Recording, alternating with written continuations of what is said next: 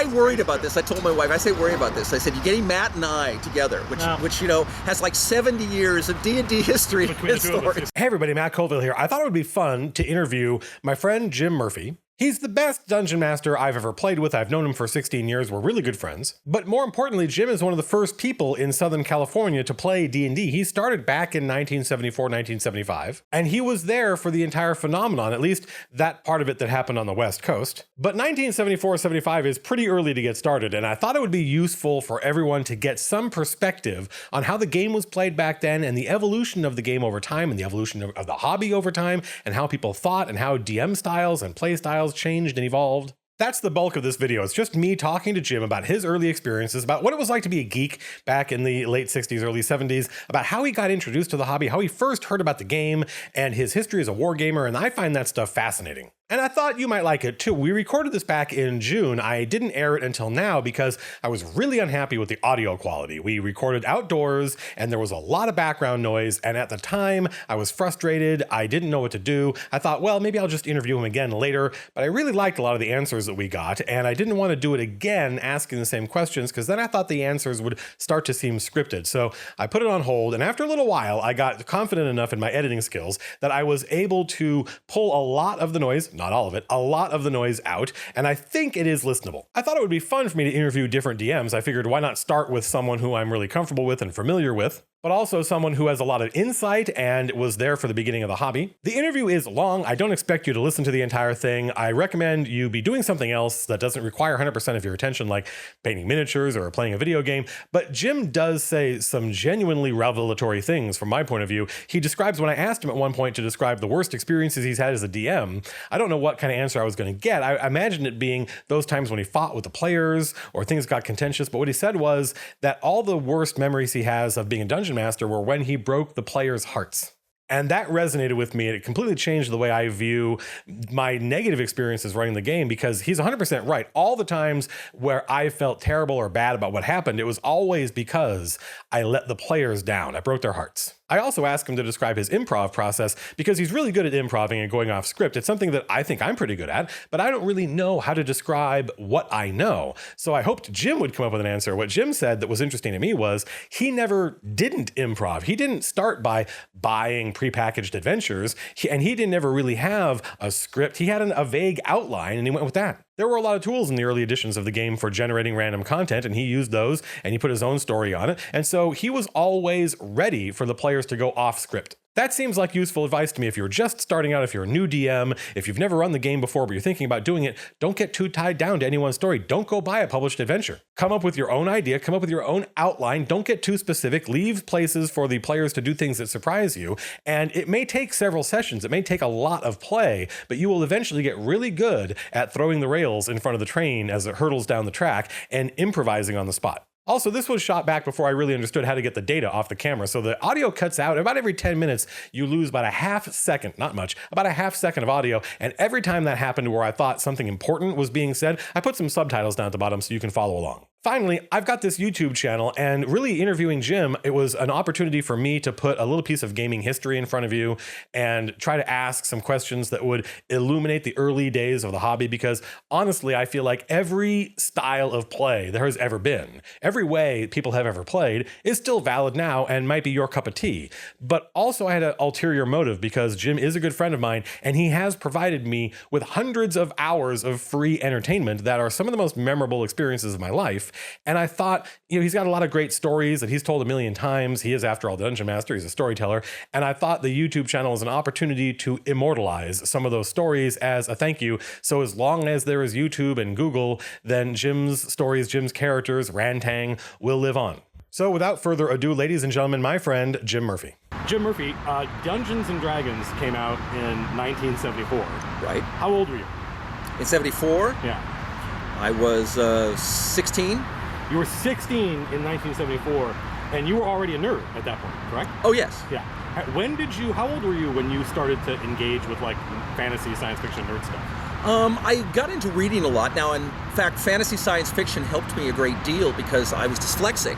Oh, I did not know that. So it was very difficult for me to read long passages of things. I understood words, knew what they were. Sure. but couldn't read them. So I'd have to read a sentence and then try to guess what the word was based on that. But rules to games, like the Avalon Hill bookshelf games that came out in the early 70s, were like a lifesaver to me, because I could read a paragraph in a book and figure out what it meant, and I started absorbing that. And the more I read, the better I got. There was a practical application. Yes, there was a real reading for fun. It was actually, these are rules, and so you had to imagine how does this rule apply. Exactly. And that gave you like... Exactly. And it dragged me into gaming. And, the hobby was different then. Gaming really was kind of a non-existent item. I mean, there really wasn't any serious gaming until like the late 70s, mid-70s, where Dungeons & Dragons came out. I was a modeler, and I painted miniatures, so I went to work at a hobby shop. Right. And back in this little corner were these games. Now, was it a hobby shop? Because I remember was it like a military surplus store? No. Okay. It was called the Military Shop, and they were into... called the military shop. Right. What they were into was models. Right. Painted miniatures, that's cool. and all the things that so kind of like really Brookhurst Hobbies, kind of like exactly like Brookhurst Hobbies was at the time. The only difference is they had a militaria place downstairs, which was called the Bunker, where they had all this World War II, World War I militaria that they sold. It was like kind of their thing. It was two partners, Howard Latham, Steve Wolf, that basically started it, and one loved it. One was like a customer, and the other guy was like the guy who did it. And one had the money, and of course they went together, and it worked great for a couple of years. Then it exploded and became, but that's how partnerships work. Sure. As I know. I remember your game story. Yeah. Right. So let's. I want to go back to your pre-gaming era. What were the nerd things that you engaged with as a kid? Modeling. So you didn't read like the Conan, like when? Oh, absolutely. So I'm like fiction. Like books. What kind of? I read all the Conan novels. How old were you then? Oh.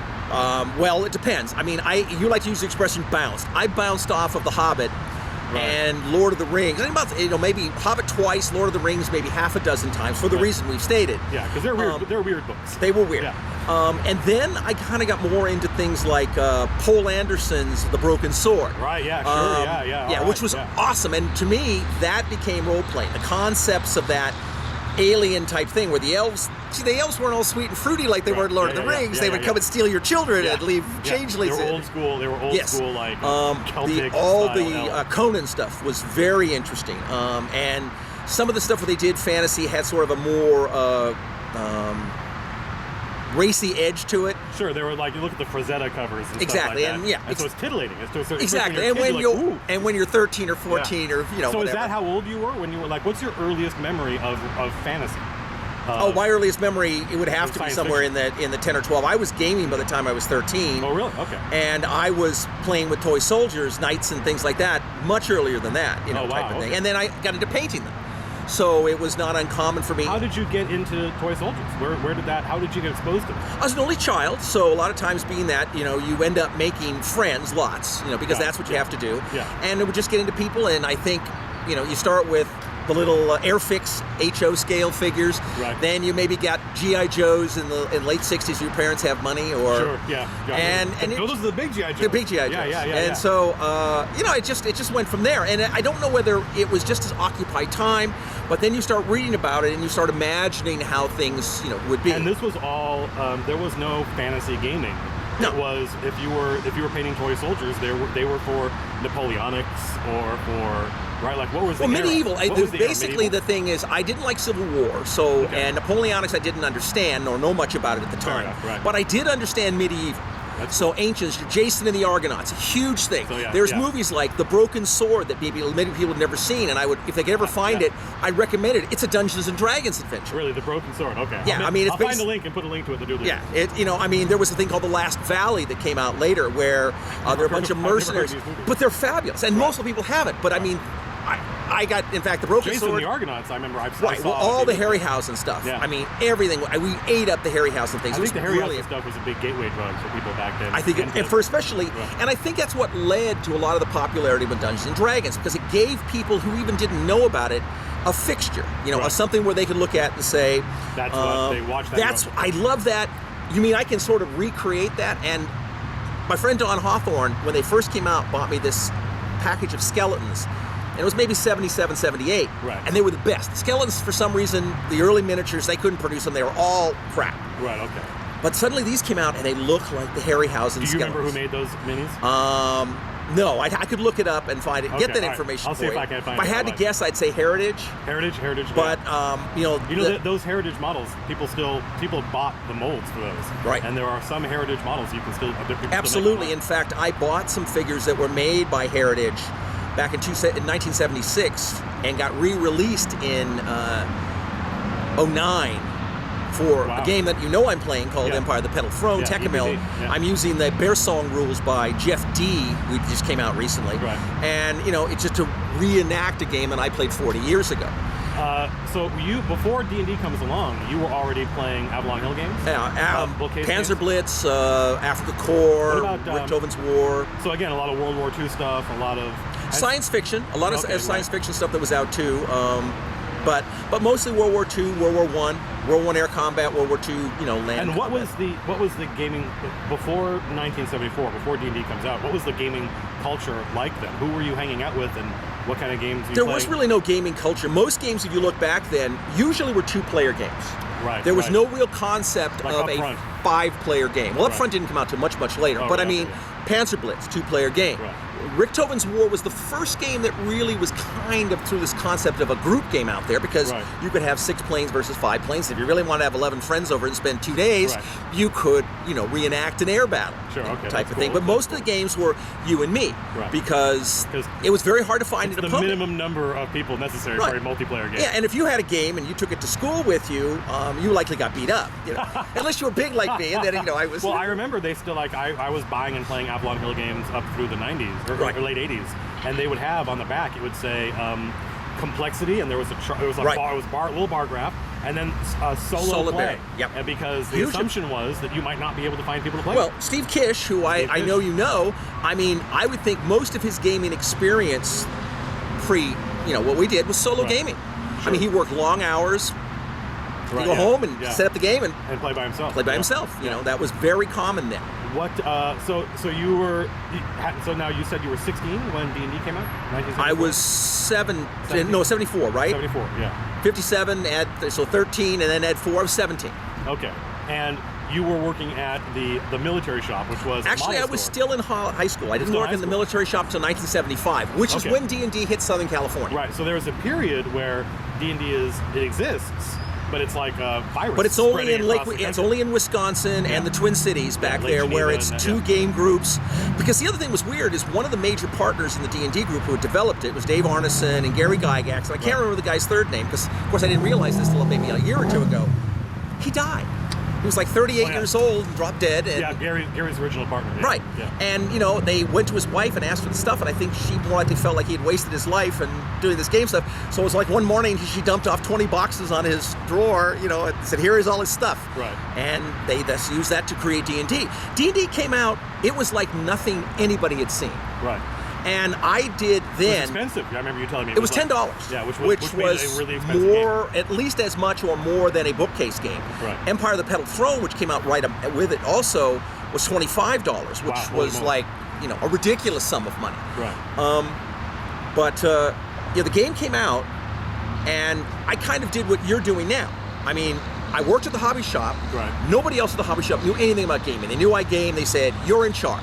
So Sure. the 17-year-old kid working for the hobby shop now is the game manager, game Right. store manager.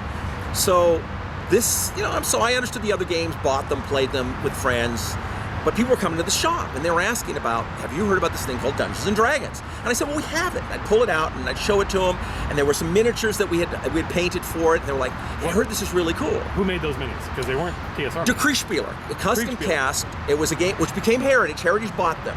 So Heritage takes the fame for it. But there was a Lord of the Rings series made by a company called Decreespieler, using a mold company called Custom Cast, because that was what was on the bottom of the miniatures. Right. And this dates back into the early mid-70s. And they were available for people who were collecting Tolkien figures, like Right. you might collect any sort of thing you were interested in model-wise. And they had a ton. The problem and what happened with D&D, is that they have a rule called chainmail.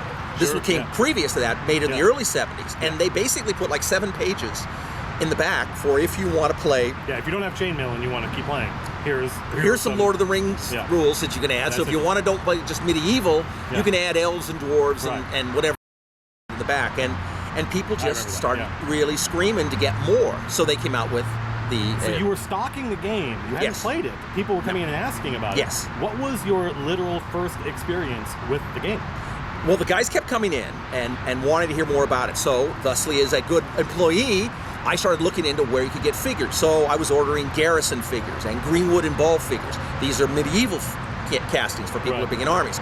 And then I would break, because they would come 10 identical figures. Well, nobody wants 10 knights that look exactly the same. Right. So I'd break them up and put them in this little tray. You could buy them individually, and I just figured out a per unit price.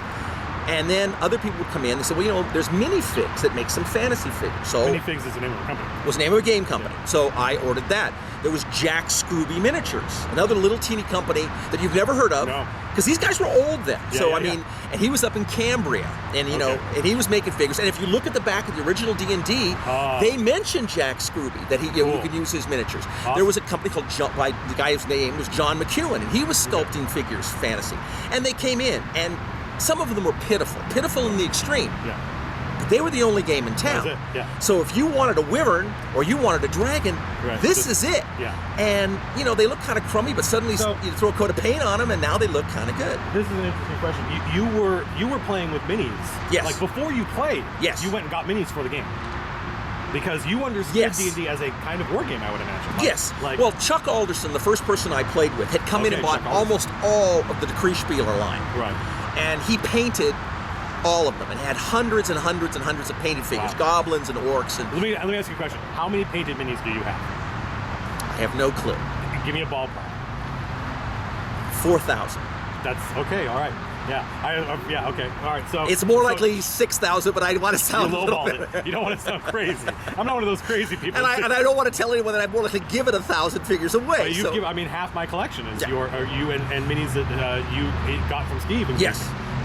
So you're passing on the tradition. So Chuck Alderson was the first guy you played with, Yes, and was he the DM? he was. Well, he would have been the DM. He came into the shop, Right. and I was excited. And what I Did was you wanna doing, play the game? Is I that- wanted to play the game. Okay. But of course, the problem was I'm a college student. I got a hot-looking girlfriend. I've got another job that I'm working for money. Plus I've got my schoolwork and everything else. And I'm already playing, my board games and everything else, and I'm making models and I'm Right. painting models. So my life is full. Sure. But this sounds so sexy. I Yeah. want to play it. Yeah. And he said, well, why don't I come in and generate some characters for you. So we came so in. How much of your understanding? I really want to break this down. How much of your understanding of D&D was you reading the booklets and imagining how it played, or you hearing about other people playing? I didn't own the book until after I played the first time. Okay. So I got invited to the game. He kept inviting me. Okay. Finally, we generated some characters. I went home. I told my girlfriend, I said, hey, I think Friday night I'm going to go play D&D. And she's like, what is that? And I told her. She's like, well, that sounds really fun. I want to play. Yeah. So I take my Daisy May girlfriend with Yeah. me to the game thing, and she's more than welcome. And she takes my magic user character, and I take my elf warrior character, and we play in our first game of D&D. And I think I've told you this story. Well, we'll get to that story because Yeah. I want to get it on tape. But you knew somebody who was playing. That's right. And he would describe the game to you, and Yes. you're like, that sounds amazing. Yes. And you stocked the rules at the store. So Yes. were you able to read the rules when you I wanted did. to? Okay. I did, but I didn't. No, you could have, but you didn't. Right. And what I did do, though, and which I think, I had a big clipboard. So everybody who walked in who was interested in D&D, I Right. said, give me your name and phone number. Right. Everybody walked in and said, I'm in the game, I'm playing with Chuck Alderson, or I have my own group. Right. We play in Long Beach. I would write their name and number down. So you had a whole network of players. I had You not only had customers for the store, you had a network of players. I would come in, and Brilliant. people would say, I really want to play this game, and because Steve Kish was one of them. I really want to play this game. Is that how you met Steve? And this is how I met Steve. Interesting, And I okay. said, Steve, there's this group that plays at this night. And Steve was spending lots of money because he was an oil rigger and he made a boatload of Made money. a lot of money, yeah. And he was coming in buying lots of stuff, but couldn't play.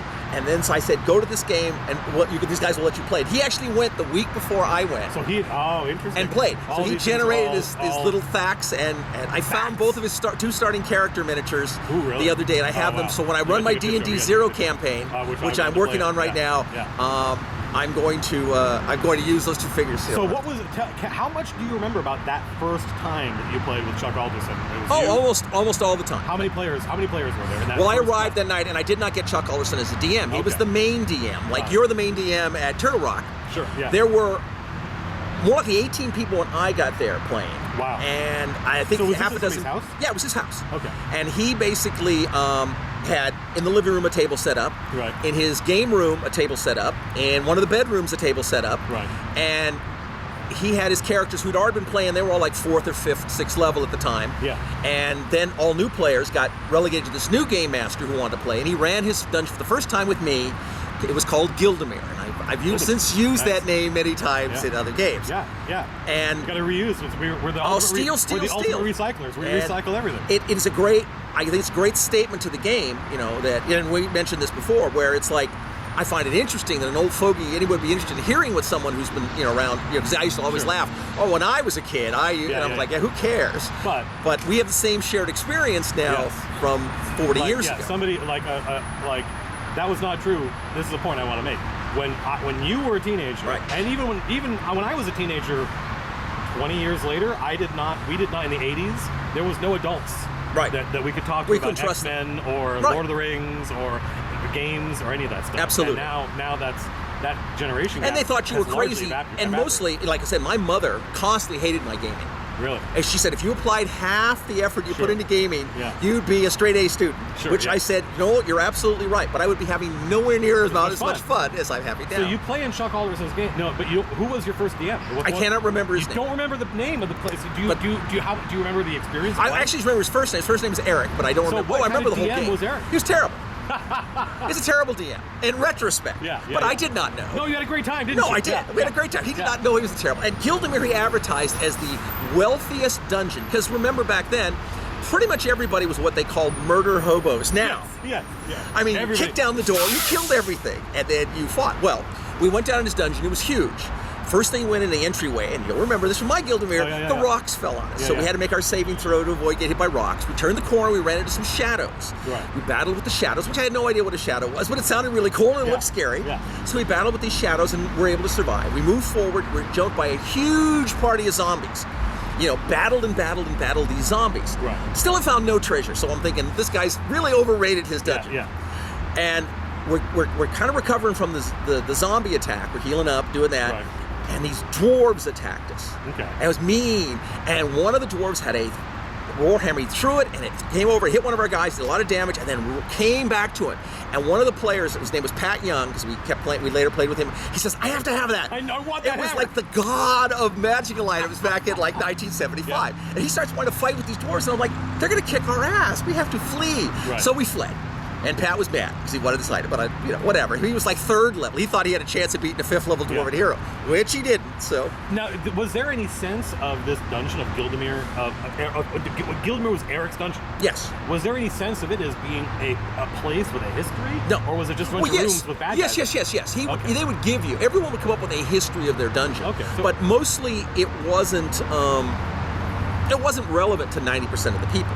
Because like you said when you talked about one of your games where you were doing the political concept of going on in the world, this is all so new to people that just the concept of I have these different dice and I roll them and I mean, you're learning so much that being engaging with the plot, quote unquote. What plot? Yeah, exactly. So but that came in quick. It did come in quickly. Now, because the reason I didn't run it with Chuck Alderson is because his older group, the group of the 4th and 5th level, 6th level characters at the time, were all running another dungeon where apparently the week previous they had gotten their posteriors kicked.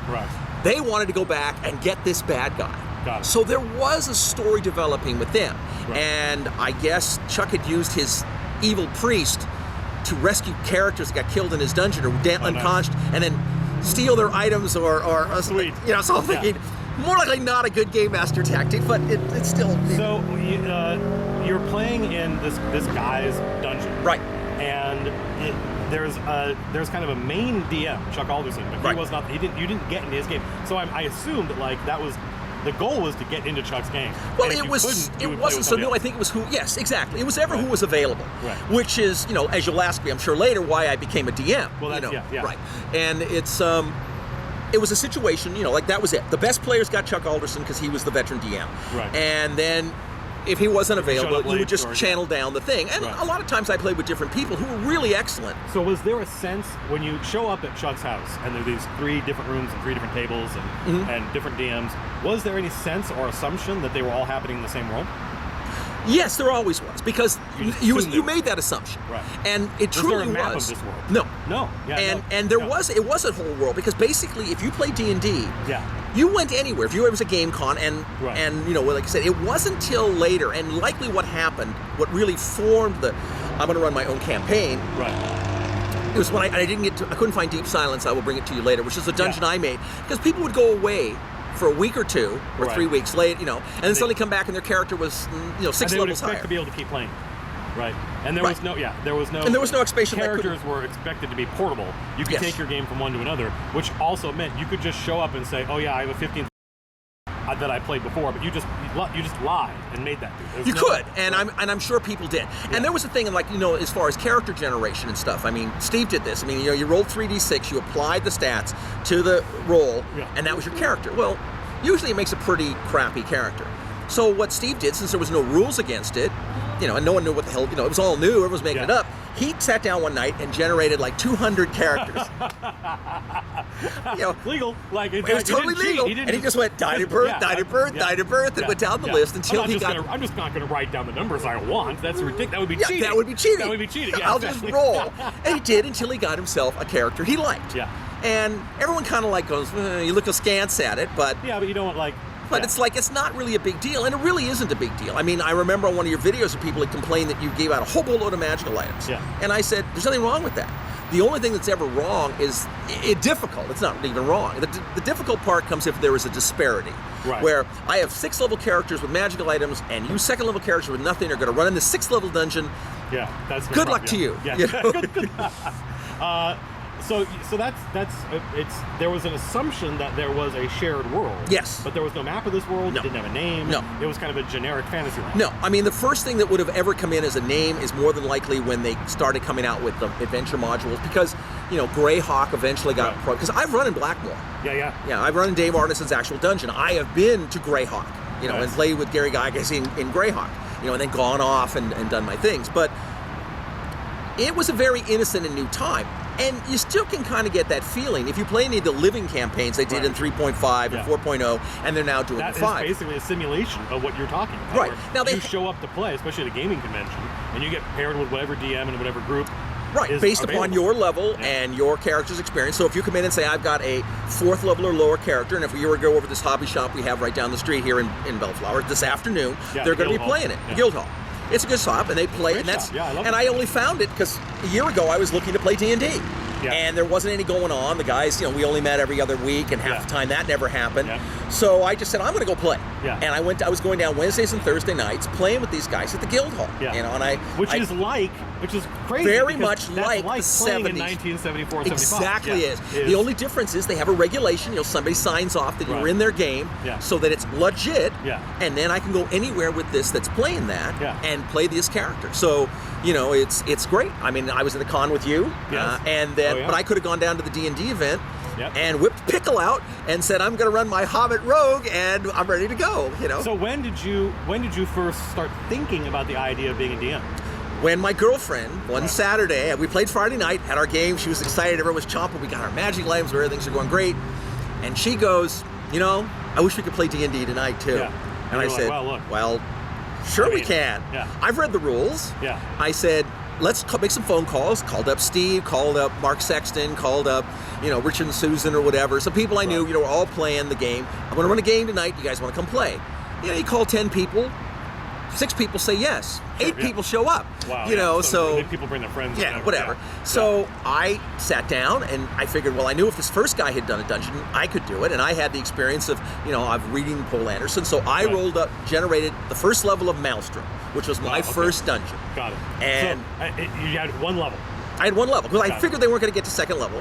Hopefully, they weren't going to get to second level, and then I'd have to put the under construction. Under construction. This part under construction.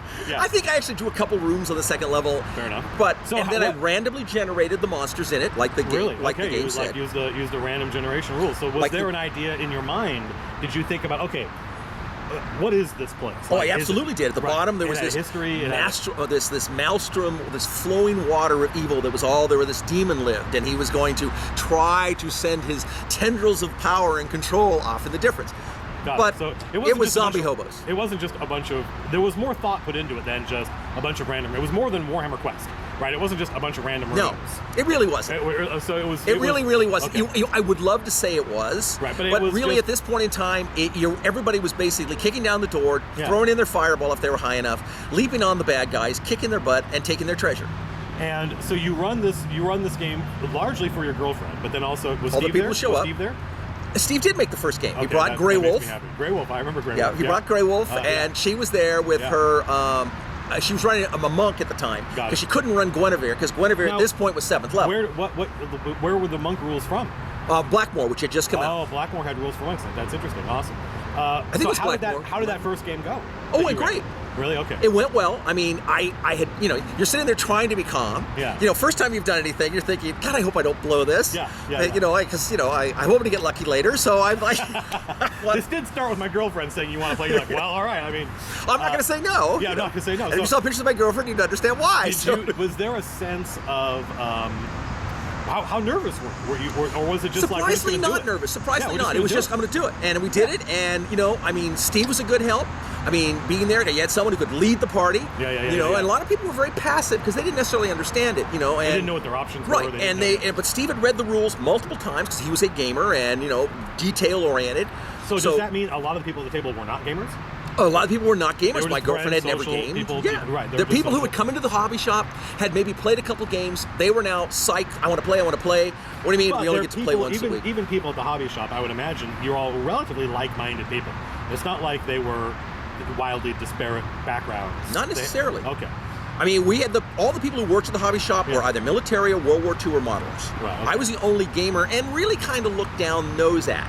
Right, I mean, gaming was like the thing you had in the corner for all the geeky people who came in and wanted a game. So it's funny because I remember when the role players would look down on the Magic the Gathering players. Right. But that goes back. How does that ever happen? I don't know. Crazy, right? Crazy. But that goes back even before role playing. Like the Grognards, there was the historical gamers looked down on the fantasy gamers. Oh, absolutely. The fantasy gamers looked down on the board gamers. Historical gamers looked down on the board gamers. The board gamers looked down on the fantasy gamers. That's awesome. The fantasy gamers unfortunately couldn't look down on anybody until D&D comes along, and then it's like, oh, you play this. This is not even a war game, they would say. Right. But you all played with minis. Did you have? Was there a grid? What was? I didn't have initial. What I initially did is went down because I was working. I went down to a little scrap yard and got a piece of tin, cut out a piece of metal, and put a piece of felt underneath it, and then painted it gray and drew little hex grid on it. A hex grid. Well, not hex. The squares, just squares. The hexes were it's way funny too modern. I call a lot of things. That I will point to something and say that hex. Yes. Even if it's a square or a country or whatever. Yeah. Yes. That's funny. It's in that hex. Yeah. It's very true because mostly a lot of games are hexes. But anyway, I had this little square movement chart. Everyone put their characters on where it was in the chart. Right. And some characters were painted. Some characters were a die because they didn't have a character yet. I hadn't painted anything. Yeah. All the monsters ended up being, they were either dice or something to begin with because there was no real monsters painted. Even at that point, I think I had a group of goblins. I grabbed some of the Decrease goblins and painted like 6 of them. And I had a lot of characters painted. I painted my girlfriend's characters and done all that. Was there a sense of, you DM'd once. Was there a sense of how of different DMs having different styles, or were they all basically playing the same way? I think everyone was trying to adapt a style, but everything was on the fly. So you're kind of watching what was one person doing really good. So that was good. I'm going to do that. I'm going to steal that. That looked interesting. I'm going to try to be that way. I mean, but there was never any of the funny voices, at least not initially. So no one was playing in character. No. Right. It was you were exploring. It was like a board game or a war game. You're exploring a dungeon. Right. Together. And again, like I said, I would say more than half the people there had not played a game. Got it. So these were non-gamers who would come into the shop. Maybe they had heard about it or whatever, and just were coming in. And some did, but a lot did not. How long were you playing D&D before you started to see other role-playing games show? I think a lot of things. The first one I can recall coming in was Chivalry and Sorcery. Wow, I remember Chivalry and Sorcery. Yeah. Now that came in, and I'm not gonna guess again. Now there was already Empire of the Petal Throne that came out already, but that was really a game. It was like a campaign. Yeah. Using the Dungeons and Dragons rules. It was a world. Right. First, very detailed world. Using the Dungeons and Dragons rules with some slight modifications. Got it. I remember that the guy who did it, Professor Barker. That dude had this world that he was developing, and then this game. And since he's his child. Yeah, exactly. Yeah. So he had done this for 70 years. So what was the first non-D&D RPG you played? Was it APT? Chivalry and Sorcery. Was it Chivalry and Sorcery? Oh no, non-D&D would have been APT. But APT was Dungeons and Dragons. It used the D&D rules. Exactly. So there was no real conflict. So when you played Chivalry and Sorcery, was there a sense of it being, how different did it feel? Where you're like, it didn't really feel that different. It felt the thematic changed because it was a very knight-driven type of game, where if you weren't a knight, you weren't anything. You know, you had to either be a knight or an elf. Dwarf, maybe. Other than that, you were a guy with a pitchfork and a spear or something like that. So it was different, but you kept falling back to D&D because D&D was better. Now, I did that a lot more with Steve because we were more interested in certain things. I mean, you play this other game, but then you're like, let's go back to D&D because it's the game we know. D&D didn't go away. Right, yeah. Right. But eventually it did. Eventually you were like, whatever with that, you started playing well, there was always a problem. Well, Tunnels and Trolls didn't replace D&D. What did? Dragon Quest? No, Dragon Quest. Because I remember. Truthfully, I will tell you, the game that most likely replaced Dungeons and Dragons for me was Steve Jackson's Fantasy Trip. Yeah, the Fantasy Trip. I'm sorry, I said Tunnels and Trolls, but I meant the Fantasy Trip. Right, the Fantasy Trip is the thing that it did. Multiple reasons. One, armor stop damage. Yes. The second thing was I could generate a character. You could generate a character, didn't know a thing about the game. Yeah. I could sit you down, and in 15 minutes you were ready to play. But I remember making characters in D&D 0 that when you ran after Gary died. And I don't remember, I don't think it took even 15 minutes. You're experienced gamers. I'm talking about people right off the street. I get it. Somebody who doesn't know what the hell this is. Right. You have dexterity and intelligence. You got 3 stats. Wow. You roll them, you know, and this is the strength is what weapon you can carry. The dex is how well you can hit with the item, and the intelligence is how many skills you have or how many spells you have. And that was it. Yeah. That was it. So it was simpler than D&D. Very simple. Right. And D&D, as you remember, D&D 0 was not complex by modern game standards. So you start. How much D&D had you played between when you started and when you started playing the Fantasy Trip? Like how many years? Oh, Fantasy Trip. That was late 70s. 2.5 years. Only 2.5 years. And during that 2.5 years, how often did you guys play? All the time. Like more than once a week. Yeah, normally. I mean, it would not be uncommon to play a normal Friday night game. Right. We might paint and play, and I had more friends. The more people I gathered up, you know. So I had at this point access to, at any given time, 20 or 30 players. I could put together a larger group. The problem you have right now, you know, more players than there are spaces than places to play or time to play. Yeah. You know, it's like I can't invite 27 people over to play a game. You know, so I was running lots of games for lots of different people.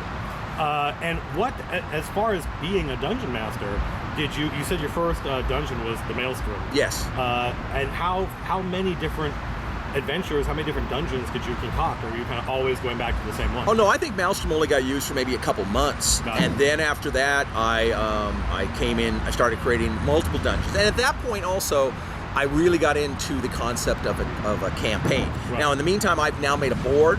Right. Oh, okay. I've now got I have a gray one. On that board? It was just construction, like this large construction. What did it depict? It was just squares. Oh, okay, I get it. But I got a gray one for the dungeon, and I had a green one for overland. So if it was an overland encounter, I'd draw the little trees and bushes, or I'd put out I'd make stuff like modeling terrain, put it out there. And my miniature collection was growing, because I was sort of the complete hobbyist. I mean, I made terrain, I painted figures, you know, I decided to make my own, you know, campaign map type thing. And even though it would fit in someone else's world, like I think I sent you a copy which you retweeted, was my little map that I had made in 77, 78. Yeah, And I ran it, that was it. Now that was not the world. No, that was my little era. Yeah. Now you could step off that road that goes out off the map, and you could go play in someone else's game.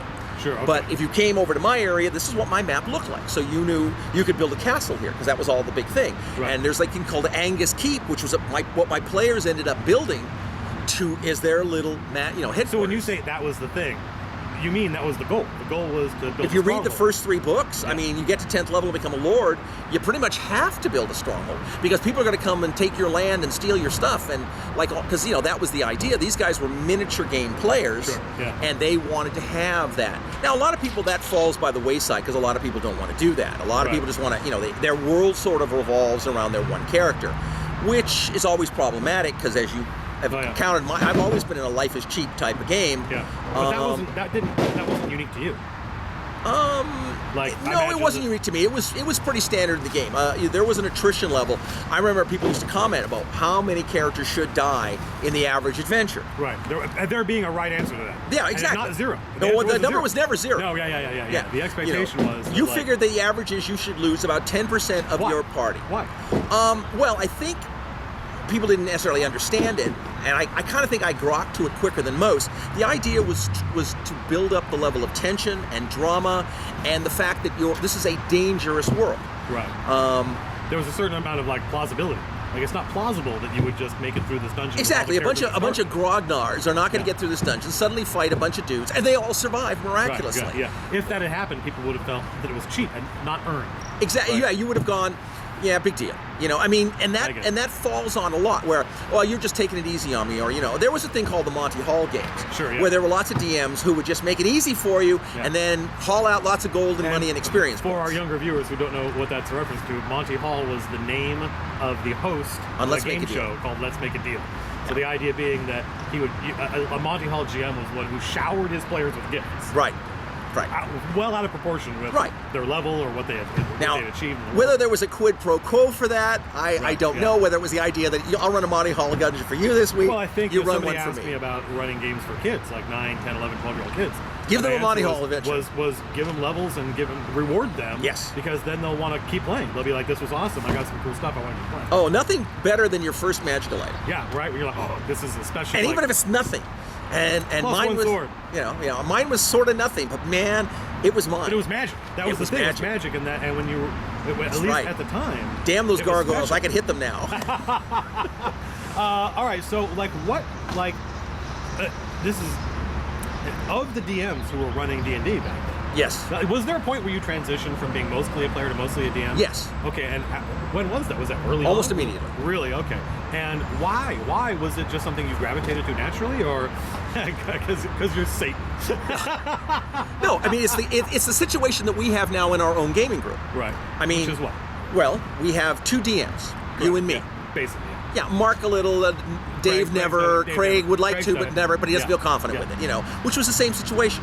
Okay, as we say, we were playing Friday Night Chuck Alderson, my girlfriend wants to play on Saturday, there's nobody else gaming. No, yeah. If I don't DM, there is no game. There's no game, right. So guess what? So was it, how much of it was necessity and how much of it was you liked it?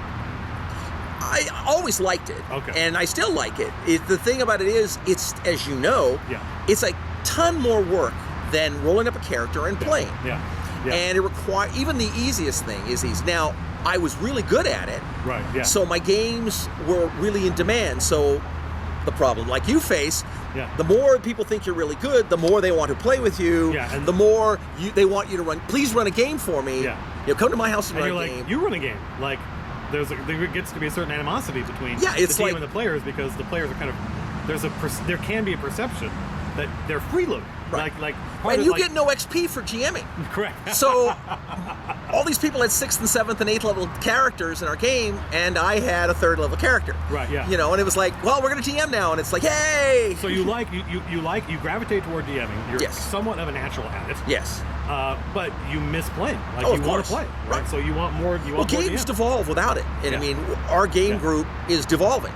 Sure. Yeah. Because you don't have the time nor ability to play. And I remember 6 months ago, you said, look, I'll run a game campaign for you guys, but you got to agree to play every week. We got to play every week. Otherwise, and the guys are like, we got hockey tickets, and I got kids, and I got this, and I got that. That's fine. It's life. That doesn't bother me. But right. If it's not at least once a week, then you lose touch of what happened last time, and somebody misses. And if someone misses it, now it's a month. Yeah, exactly. Yeah, exactly. At least for that person, they're gone. Right. And if they miss 2, like, what have I missed? Yeah.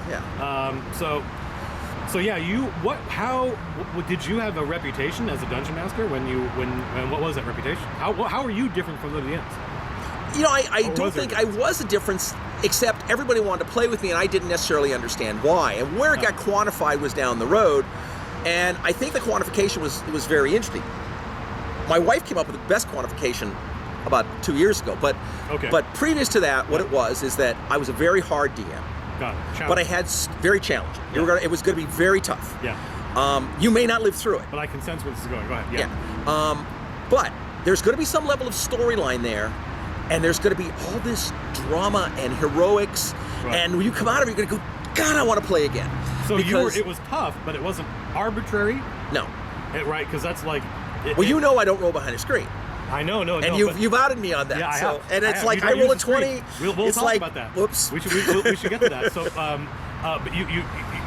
but my point is, it wasn't like what you fought in the next encounter in Jim's game wasn't this crazy arbitrary. I'm just going to throw a dragon at you. My dungeons became thematic. Right. Yeah. My adventure campaigns became a thematic. So what you would have is you'd run into goblins. Yeah. And the goblins would be there, and then there was like an ogre. It was this old ogre. He was kind of past his prime. he's there, he's not doing well. The goblins could maybe go over and kill him, but, they might lose a lot of goblins, so they go over and he's like, they make friends with this guy, so they bring him food, and they take care of this old ogre. Yeah. He jumps in, and the goblins are fighting. It's, oh my God, it's like, we'll knock on his door, and he comes out. Now, he's old. Yeah. But he's an ogre. So it's like, oh, you just lost a character. Right, so there was already this sense of creating ecology for the dungeon. Yes, exactly. It should make sense. Exactly. And the people started to gravitate towards And the it was game. thematic. It is a dwarven ruin. Right, Why is it a dwarven ruin? Right. So, so the first dungeon you made, you're randomly generating monsters. Yes. But I imagine not very long after that, you started to put thought into it. Right, because I didn't understand why, the only thing that ever made sense to me in the dungeon was the gelatinous cube. I mean, it always made sense because it knows what it's doing. I've just cleaned up the mess. It is evolved for the grid. Yes. I'm cleaning it all up. Don't worry about me. So what, do you remember ever, like, what's the worst time you've ever had as a DM? What's the most unpleasant DM experience you can remember? And it's okay if it was with us. It kind of is. I mean, the clearest memory was the failure of Albion. Oh, did Albion? Yeah, you guys got wiped out by a random encounter with trolls. Yeah. And I think it had run a long period. A lot of people were really happy with it. We'd had some phenomenal games. Yeah. But I think a lot of what was keeping that game going, too, was your blogging it. This was something you had done the first time. I think that's the thing. I think you got more out of that than the other players.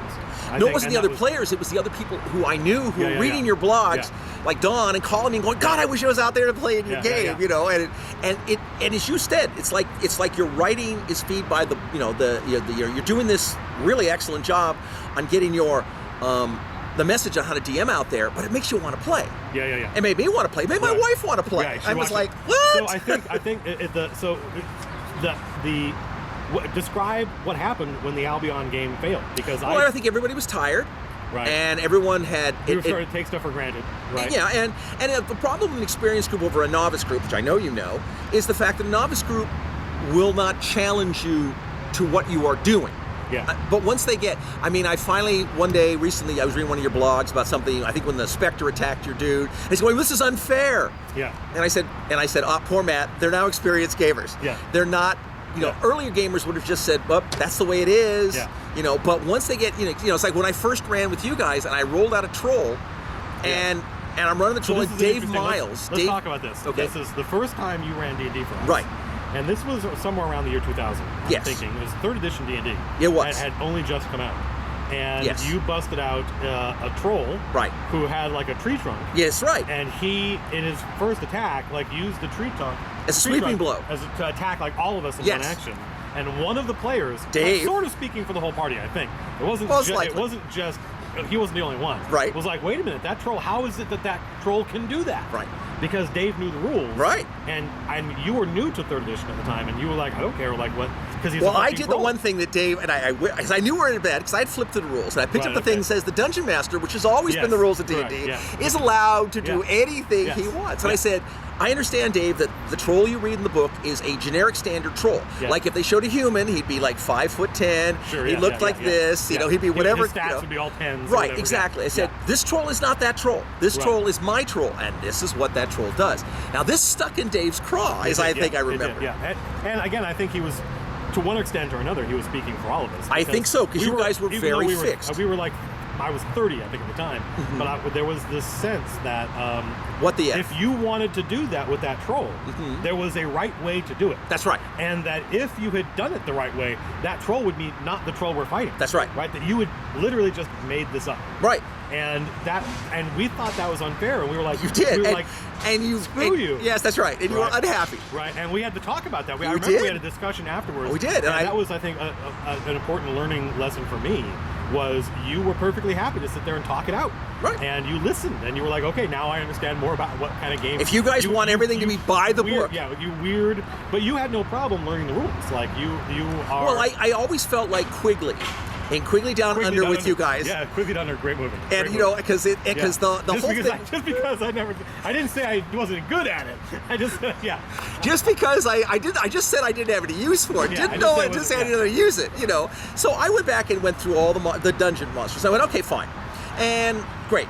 Okay, what do I want to do? Then I came back everything by the book, and I can remember one of the big changing points in that was where a battle we had where we had these thieves that you guys ran into, and they attacked you as you left this party. Yeah. But you didn't see them because they were invisible. Yeah. And what I had done is I had taken thieves that were half of them were rogues with their standard fighting thieves, and the other half were magic users who threw invisibility. Yeah. So it was like, this really sucks. And I said, guys, I can play this game. And you may not like. You may wish you had that troll. But that kind of we liked that sense then. I think we're more grown up now as gamers. Yes. Which is funny because that process of growing up did start until we were in our 30s. Yeah. But we're more grown up now as gamers. Well, it was the boule issue. You know, I mean, one of the first games I ran. One of the first games you ran.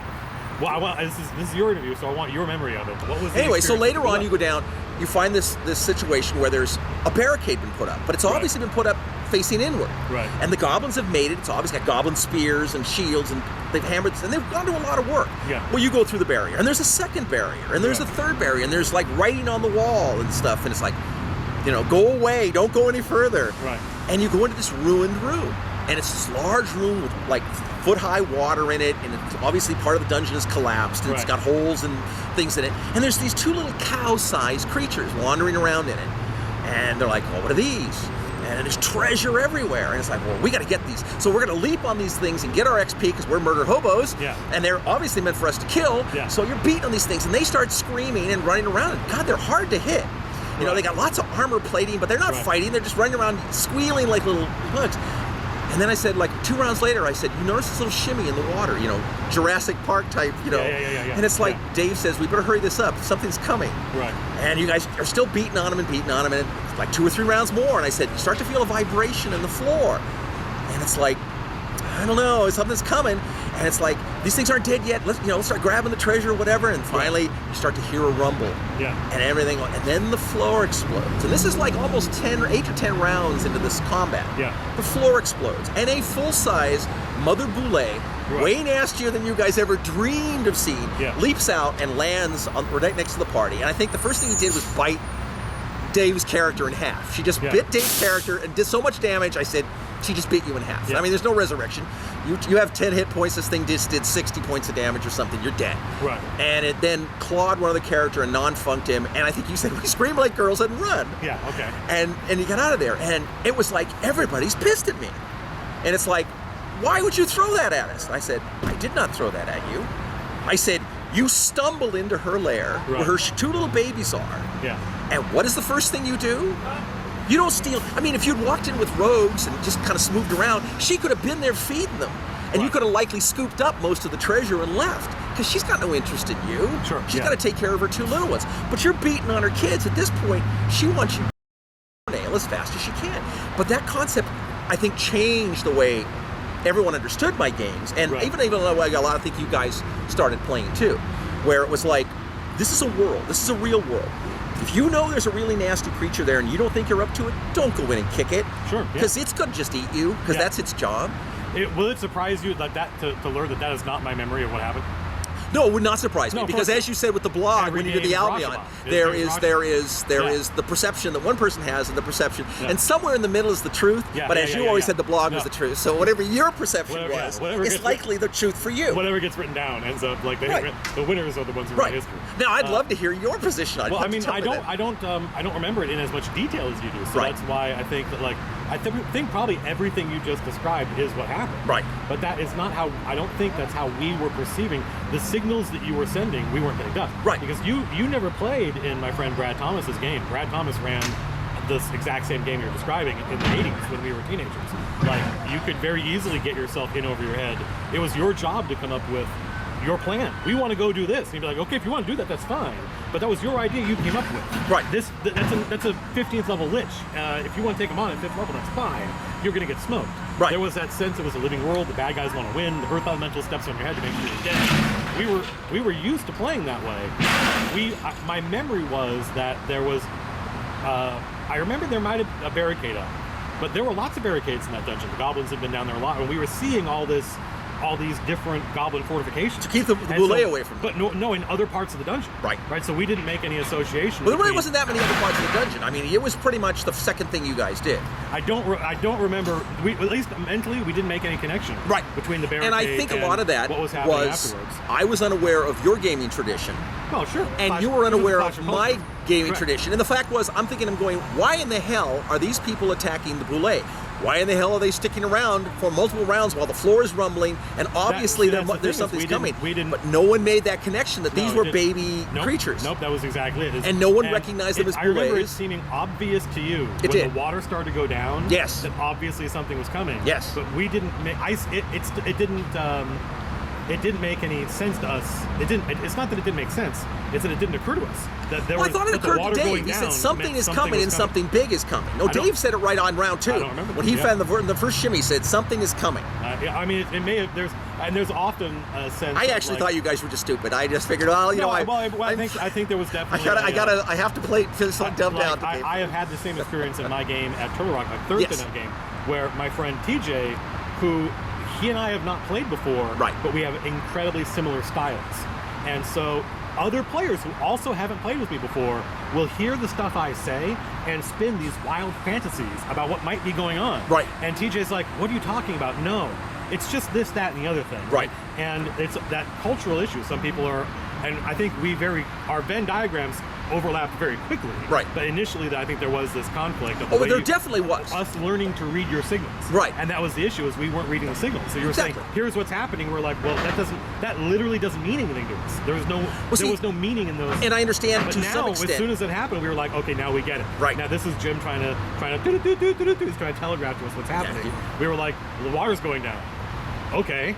We continue. Like it didn't occur to us. Yes, I recall that. Yeah. And there was a level of frustration in me because it's like, what's wrong with these first of all, it's like, all right, do they not have a ranger? Does anyone go, what kind of creatures are these we're beating on? The minute you hit them and they kind of don't fold up like a cup, they're hard. Geez, these things are damn hard to hit. Yeah. It's okay, so this is another what thing. What are they? Is that you had this great, and this is something that I've stolen from you, is you never described creatures by name. Right. You always described them based on how they looked and how they behaved, and you often deliberately misled us. Yes. Because the people in the world use different terms for these same things. And don't know what they are. Correct. You would call dwarves gnomes and gnomes dwarves. Right. And I would get really angry at you. I'd be like, is it a gnome or a dwarf? It's a dwarf. How do you know? And how do you know? And it was something where the people. Can I have a gnome in your campaign, by the way? Calabras. I got a great little spot for the gnome. Jim, for you, anything. If you want gnomes in the game, they're in. So there was definitely a sense of that notion that like the people in the world have never read the Monster Manual. Right. So they are imprecise. Right. And they use blanket terms like you would describe the Fomorians, and you meant giants. And I was like, Jim, you know that there is a monster called a Fomorian. Mm-hmm. And you're like, that's very interesting, but like linguistically, like and you were running Albion where they called giants Fomorians. Right.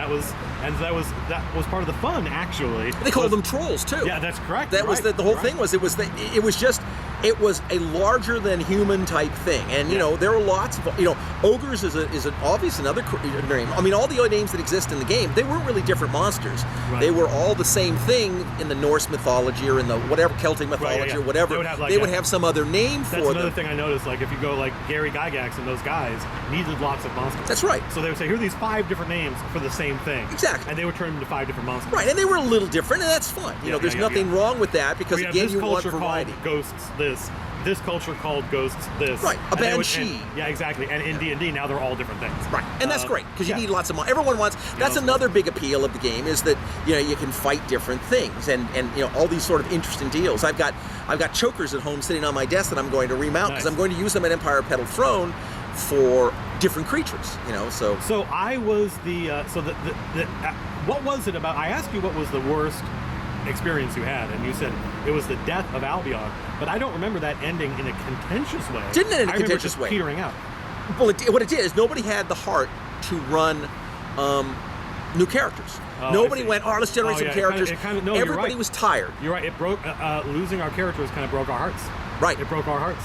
Yeah. You broke my heart, Frank. I know. You guys were all sad. I saw the tears. It was really sad. So that's interesting. Is like my negative and like your gaming experience you had with the group, you feel the same. The DMs don't, because a lot of times you get this contention. God, don't help the DM. What are you doing? And it's like don't gets tell me the DM mad. what our ideas are. I mean, he's our enemy. Right. When Matt Mercer got criticized, and you commented upon this because he wasn't doing something to keep track of a guy having to make his saving throws to keep his spell up going. Because he was getting wounded or something, and he wasn't having to make a concentration check. And I said, that's not Matt Mercer's job. Yeah, I mean, Matt Mercer has already put in all these hours to get this game. Yeah. Your job is to do your character right. And if you don't, the bad is on you. Sure, yeah, exactly. You know, I said, if I forget to do something, you know, you come back next week and I said, oh my God, I forgot to do all my concentration checks on that. Yeah. Sorry about that. I won't make that mistake again. Yeah, you just move on. Yeah, you know what I mean? Because it's not, nobody's, you hope nobody's cheating. You know, that's, and if they are, well, maybe you should let them cheat because maybe they need to cheat to feel better about themselves. And that was I think, that was something else I learned from you. And I have cheated. I made a character when I was 17, and I cheated on one of the stats. And I realized afterwards that, like, it didn't really matter. And when I realized it didn't matter, I never wanted to cheat again because who cares? Right. And then if I ever caught someone cheating, I would be like, whatever. If that guy needs to do that, then that's in his head. And it's going to not, you know, because as a game master, you know, you can murder him at any third of a second. Ultimate power. Yeah, I mean, people don't forget. It's like, you know, it's a cooperative story. The idea is you want the characters to drive the story, not the DM. Correct. I don't want to just be handing you, because I always did what was called, a sandbox on rails game. Sure, sandbox on rails. I like that. And because I would do is I would generate, if we're going to start a campaign, or you say, if you said, Jim, I want you to come over and run for these other poor guys that I've now kicked to the curb, you know, or whatever, run a game for them, and I would just generate 3 adventures. Right, okay. Now, one would be the adventure we're going to play tonight. Right. But somewhere along the line, they're going to go, we're going to make a left turn at this fork instead of the right turn, and we're not going to go there, we're going to go over here. Right. That's okay. Which sometimes players do on purpose because they want that feeling that the world is a real place. Right. They want that feeling that we could go off the rails, and you're like, yeah, go right ahead. Go right ahead. Right, yeah. Because I've got 6 dungeons ready, or 6 adventures ready. That's something that comes with time. Like, it takes you less time. If you decided right now that you wanted to prep 3, first of all, you wouldn't make 3 new dungeons. You would just go grab 3 things you had and update them or reskin them. That's right. But even if you were forced to make 3 dungeons from scratch, it would not take you as long now. No time. As it would have when you were 17. Oh, true. But it's like anything. It's like saying that, you know, a veteran bicyclist is going to get down to the store a lot faster than I'm going to get on my old bike, you know. And that's true. It's just because I've done it. I mean, there was a situation in a game that you haven't outed me on yet, so I was wondering where I don't know whether to this day I totally disgusted you or you were in complete awe of me. Is that we went to game on the normal Friday night game. It wasn't my turn in the barrel as a DM, and whoever was going to prepare the game wasn't ready. My game's not ready, or they didn't show up. I don't even remember. Right. But Dave was bummed. I wanted a D&D, and I'm like, and everyone was there, and they go, hey, Jim's got a game. Jim's always got a game ready. I'm like, yeah, I can play. So I'm setting up, and we're running this game, and we got it, and it's going on, and it's going on. And about halfway through the game, I remember you got up to go get a soda and walk by me. And, you know, I have a very open style of play. And I have my little 3x5 card box open, which is about the only thing I usually have. And maybe I've got a cheat sheet. And you walked in and walked back, and we kept playing, and it was a good game. It wasn't memorable, but everyone had a good time, and experience points and magic items were found. Everyone got gold. Yay, it was fun. Thanks a lot for running. And you walked up after me and said, can I ask you a question? Yeah. I said, what? He goes, did you just run that whole thing out of your ass? Yeah. And I said, yes. Yes, I did.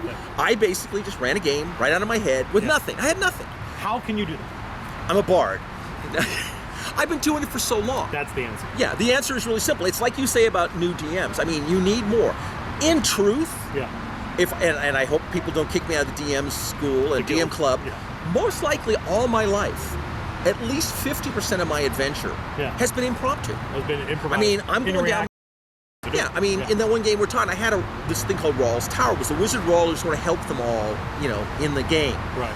And they loved him. He was great. He was the Gandalf character. But he never went on adventures with him. But he'd give them cure potions and, you know, rescue them occasionally if they were really in dire straits. He was a high-level NPC wizard. Very high-level, NPC wizard. They went back to see him. Well, somewhere, and what he was, and Rawl meant remote alien liaison, which meant he was basically an android. He'd been brought by some high-level civilization to evaluate this planet. Right, okay. And his abilities were perceived as magic. Sure. Yeah. So anything sufficiently, any technology sufficiently. Exactly. Now, these guys didn't like. I had suddenly, between this campaign, at the start of it and where it had gone like a year and a half later, I had run this thing called Metamorphosis Alpha, which starts out as a fantasy game, which you guys hated. And my group was that legit Metamorphosis Alpha? Yeah, it was. It was legitimate, and you guys hated it. Suddenly, you find out your fantasy campaign is not a fantasy campaign; it's a science fiction campaign. We hate it. It was a bait and switch. But my group hated it every bit as much. Are you aware that that's based on a book? Yes. That there was a novel. Yes. It was called. Do you know what it's called? Do you know no, who wrote I it? do not. So it was by Brian Aldiss, and it was called. I think it was called Non-Stop in the UK. But I think it was called Spaceship or something. Starship. Yes, I think you're right. I think it was called Starship. Yeah, and it was the premise of it is that you begin the book with these primitive humans living a tribal existence. Exactly. And they go on a quest to go save a kidnapped member who was kidnapped from another tribe. Right. And over the course of the book, you discover that they are on a spaceship. Yes. And that they are on a generation ship. Yes. And it's been 100 generations. Yeah, it's gone through a radioactive. Exactly. Yeah. And so what's happened is things have mutated. So you have wyverns. Yeah. What was a bird? Yeah. You know. You have a jungle because the hydroponics bay went crazy and all the glass broke and now there's jungle everywhere. There's a point where they describe. I found the map, by the way, for that I made for you. Oh, And really? of course, it had mountains on all four sides. Perfectly square mountains. And I remember there being a moment, and this is kind of an interesting narrative trick, where in the book, they come across this large body of water. And they're like, I've read about this. This is an ocean. They've never seen this much water in one place. Right? Like, this is an ocean. And as they walk past, they skirt around the edge of the ocean. The camera of the omniscient narrator pans to a sign that you can read, but they can't because they don't read English anymore. Right. And the line says like, no diving in the shallow end. Yes. And it's just a pool. It's just like an Olympic-sized swimming pool, but it's the largest body of water. You know what? When it came out very. It was more like the second thing I ran after Dungeons and Dragons because really, it came out very quickly after D&D, and I stole that idea from a friend of mine who ran it, and his name was Mark Sexton. I'll give him credit for it if he's still alive. I'm sure he is. And he ran it exactly that way. It started as a D&D game, and then it became this other thing. And I don't remember what his people hated it too, but my people hated it. So I'm like, oh my God, I am never going to introduce Rawl as an android. Right. So I'm thinking, God, what am I going to do? What am I going to do? Well, I'll just forget about it. I'll just never tell them. Right. Well, then something happened in one of the campaigns, and they said, wait a second. Nobody knew we were doing this except for Rawl. Right. Wait a minute. They suddenly think he's the bad guy. And I went, what a great idea. Nice. It was all so he literally became sort of the Saruman of the story. You think he's a good guy? He had not meant to be that way until the players perceived him. And I went, and you're like, this is a good what idea. a good idea. Way better than what I had. Right. So I copped up to and then that's how the campaign went. Well, there was definitely this sense of that was one of the early games you ran for us. Mm-hmm. Was I now understand it was Metamorphosis Alpha. But it was sold to us as Dungeons and Dragons. Right. And I think that was the problem. But I'm surprised you didn't ask me to leave. Yeah. No. We loved you. No. 3 bombs, 3 strikeouts, man. Well, I mean, we were starved for content, and you were really good. You were really good behind the screen. It just took a while for our two cultures, again, the Venn diagram to overlap more. Right. And but I the think thing about Metamorphosis Alpha is it's kind of like there was a class. I mean, that blend of science fiction and fantasy. Like Metamorphosis Alpha is an explicitly science fiction game. Yes. Right? But you start as these primitive screwheads who don't know you're on a spaceship. Right. Eventually you have to figure out how to run the ship and everything else. And there was a there was a very early Expedition to the Barrier Peaks was a classic early module where there's a crashed spaceship in the middle of this fantasy world. Right. So in Greyhawk, officially in Greyhawk, there's an alien spaceship. Right. And you can go get these wands that are, which is kind of like Empire of the Petal Throne, right? Exactly. Empire of the Petal Throne is a fantasy game. Way in the future. It's built on the bones of this ancient dead high-tech civilization. Super high-tech. Yeah. So there was this notion back in the 70s of genre, what genre? Just throw it all together. Right. If you want science fiction and fantasy, it wasn't until later that there were sci-fi games and fantasy games. You would basically do anything you wanted to do, you would try to do in D&D. What I did not understand, and because of course I was younger, but I think what you find out in life is most people want to be spoon-fed. I mean, it's an unfair. But they want if they buy a Twinkie, they don't want to get. That's right. They don't want to ding pretzels. dog. Yeah, Right. exactly. Yeah. I purchased this. I want what it says on the tin. Yes, exactly. It's why movies give so much away in the trailers. Because people want what they were promised. Right. So that means you got to promise them something first. And they go, if I get that, I will be happy. Yes. Yeah. So it was not hard for me to taper that. I mean, to me. No, in fact, you would then go on to immediately run one of the most successful games. My friends and I have been playing for 30 years now. Right. And I think Albon is still certainly in the top 3, if not the best game we'd all played. Yeah, and it was. And it was a great one to run. And it was not difficult. And you guys were good players. And for experienced players, a lot of times experienced players can be very difficult for game masters. Right. Because what you'll end up with is they'll start to min-max. Right. And I mean, I remember in 4th edition, which I loved, which I was always sad, Dungeons & Dragons 4th edition was my favorite of all the editions. Really? But I guess I was in the minority. I would still play that game. I would too. Yeah. But I remember you said, please don't run your pacifist healer cleric. because I mean, he literally. I mean, it was like, oh, don't bother. You're never going to kill anybody. I can, Well, because that's the thing is I was thinking about this on the way over. Is I don't know if I did a video on different types of players. Right. But I don't know that you conform to any of those. I mean, you're an actor. Like I remember you playing the fairy, the little with wings, Thimble. You know who, and you did all the voices and everything. Yeah, and, I did the Drow. I mean, I read Sarloon, who I just dug up and fixed him and put it back in my bin. Was awesome. So yeah, he was the Drow. You role played. You spoke in character. You acted. You got into character. You were a tactician. You were a min-maxer. You were. Well, I will tell you what I am is I'm a game master player character, because what I want to do is help the game master. Sure, yeah. Okay. In any game I'm in, I'm first and foremost looking to support. That's funny. Because I think I'm a lot more selfish as a player. Maybe. But when I'm a player, I want to have a good time as a player. Oh, I'm having a good time. Yeah. But I don't want to me, it's the story. Don and I have gone back in this. I said, to me, character death is irrelevant. The idea of being a DM's player character is always what I am, because I want the game to be great. Right. I want to have that epic feeling. If my character dies, so what? I've lost so many characters epically. What makes an adventure successful or memorable, what makes it dramatic, is this sense of overcoming overwhelming odds, right? Or just fascinating. I mean, the whole thing with Mark. I thought Mark was going to stab me in the back. You mentioned his thing on alignment. That would have been epic. I'm like, it would have been epic, because we'd have been in a battle, but I don't know whether we would have, because that other monster we were guarding against might have, So who knows? Yeah, who knows what really happened down there? There was only two of you guys. That's right. The rest of us had retreated. Right. So Mark shows up and said the paladin gave his life to, and I would have said nothing. Yeah. I would have gone, yep, that was right. That was heroic. I'm dead I'll get you later, man. Well, here, a game you ran for us, maybe one of the last games I can remember you ran. We went into this little underground to rescue. There was like slaves that they were down there. We went in there and we encountered some guy. It was like an evil priest, and he was like 3rd or 4th level, and we were all 1st level. And I had a rogue. Oh, I remember this. And I hid away, and I backstabbed, did whatever. But he trashed the rest of our party. Yeah. Everyone is non-funked. I'm hiding. I bail. Yeah. And I'm kind of watching, but I don't leave. I watch from the back, and I'm like, okay.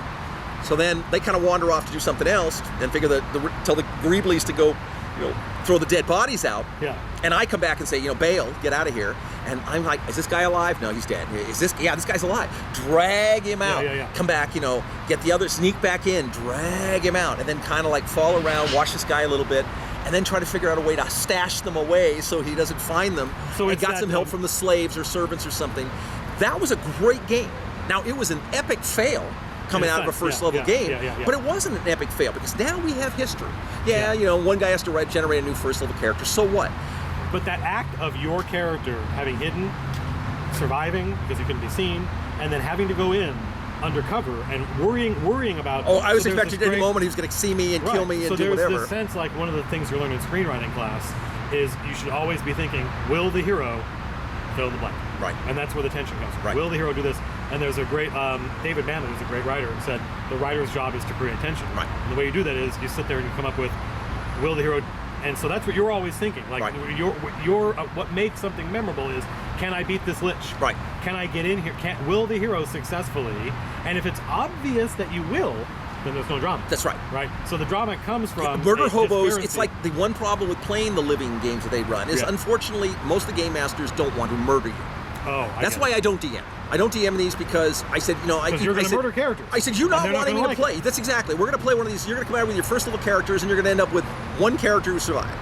Because I'm looking at these monster layouts, and I'm like, I'll murder these characters with these monsters.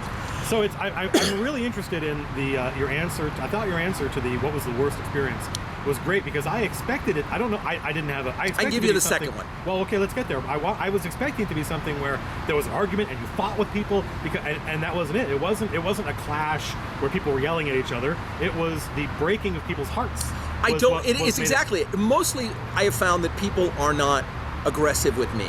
Oh, okay. And because I'm not unfair, I'm not unreasonable. If your party gets wiped out, I'm like, oh my god, I love these characters. Like, hey, don't worry about it.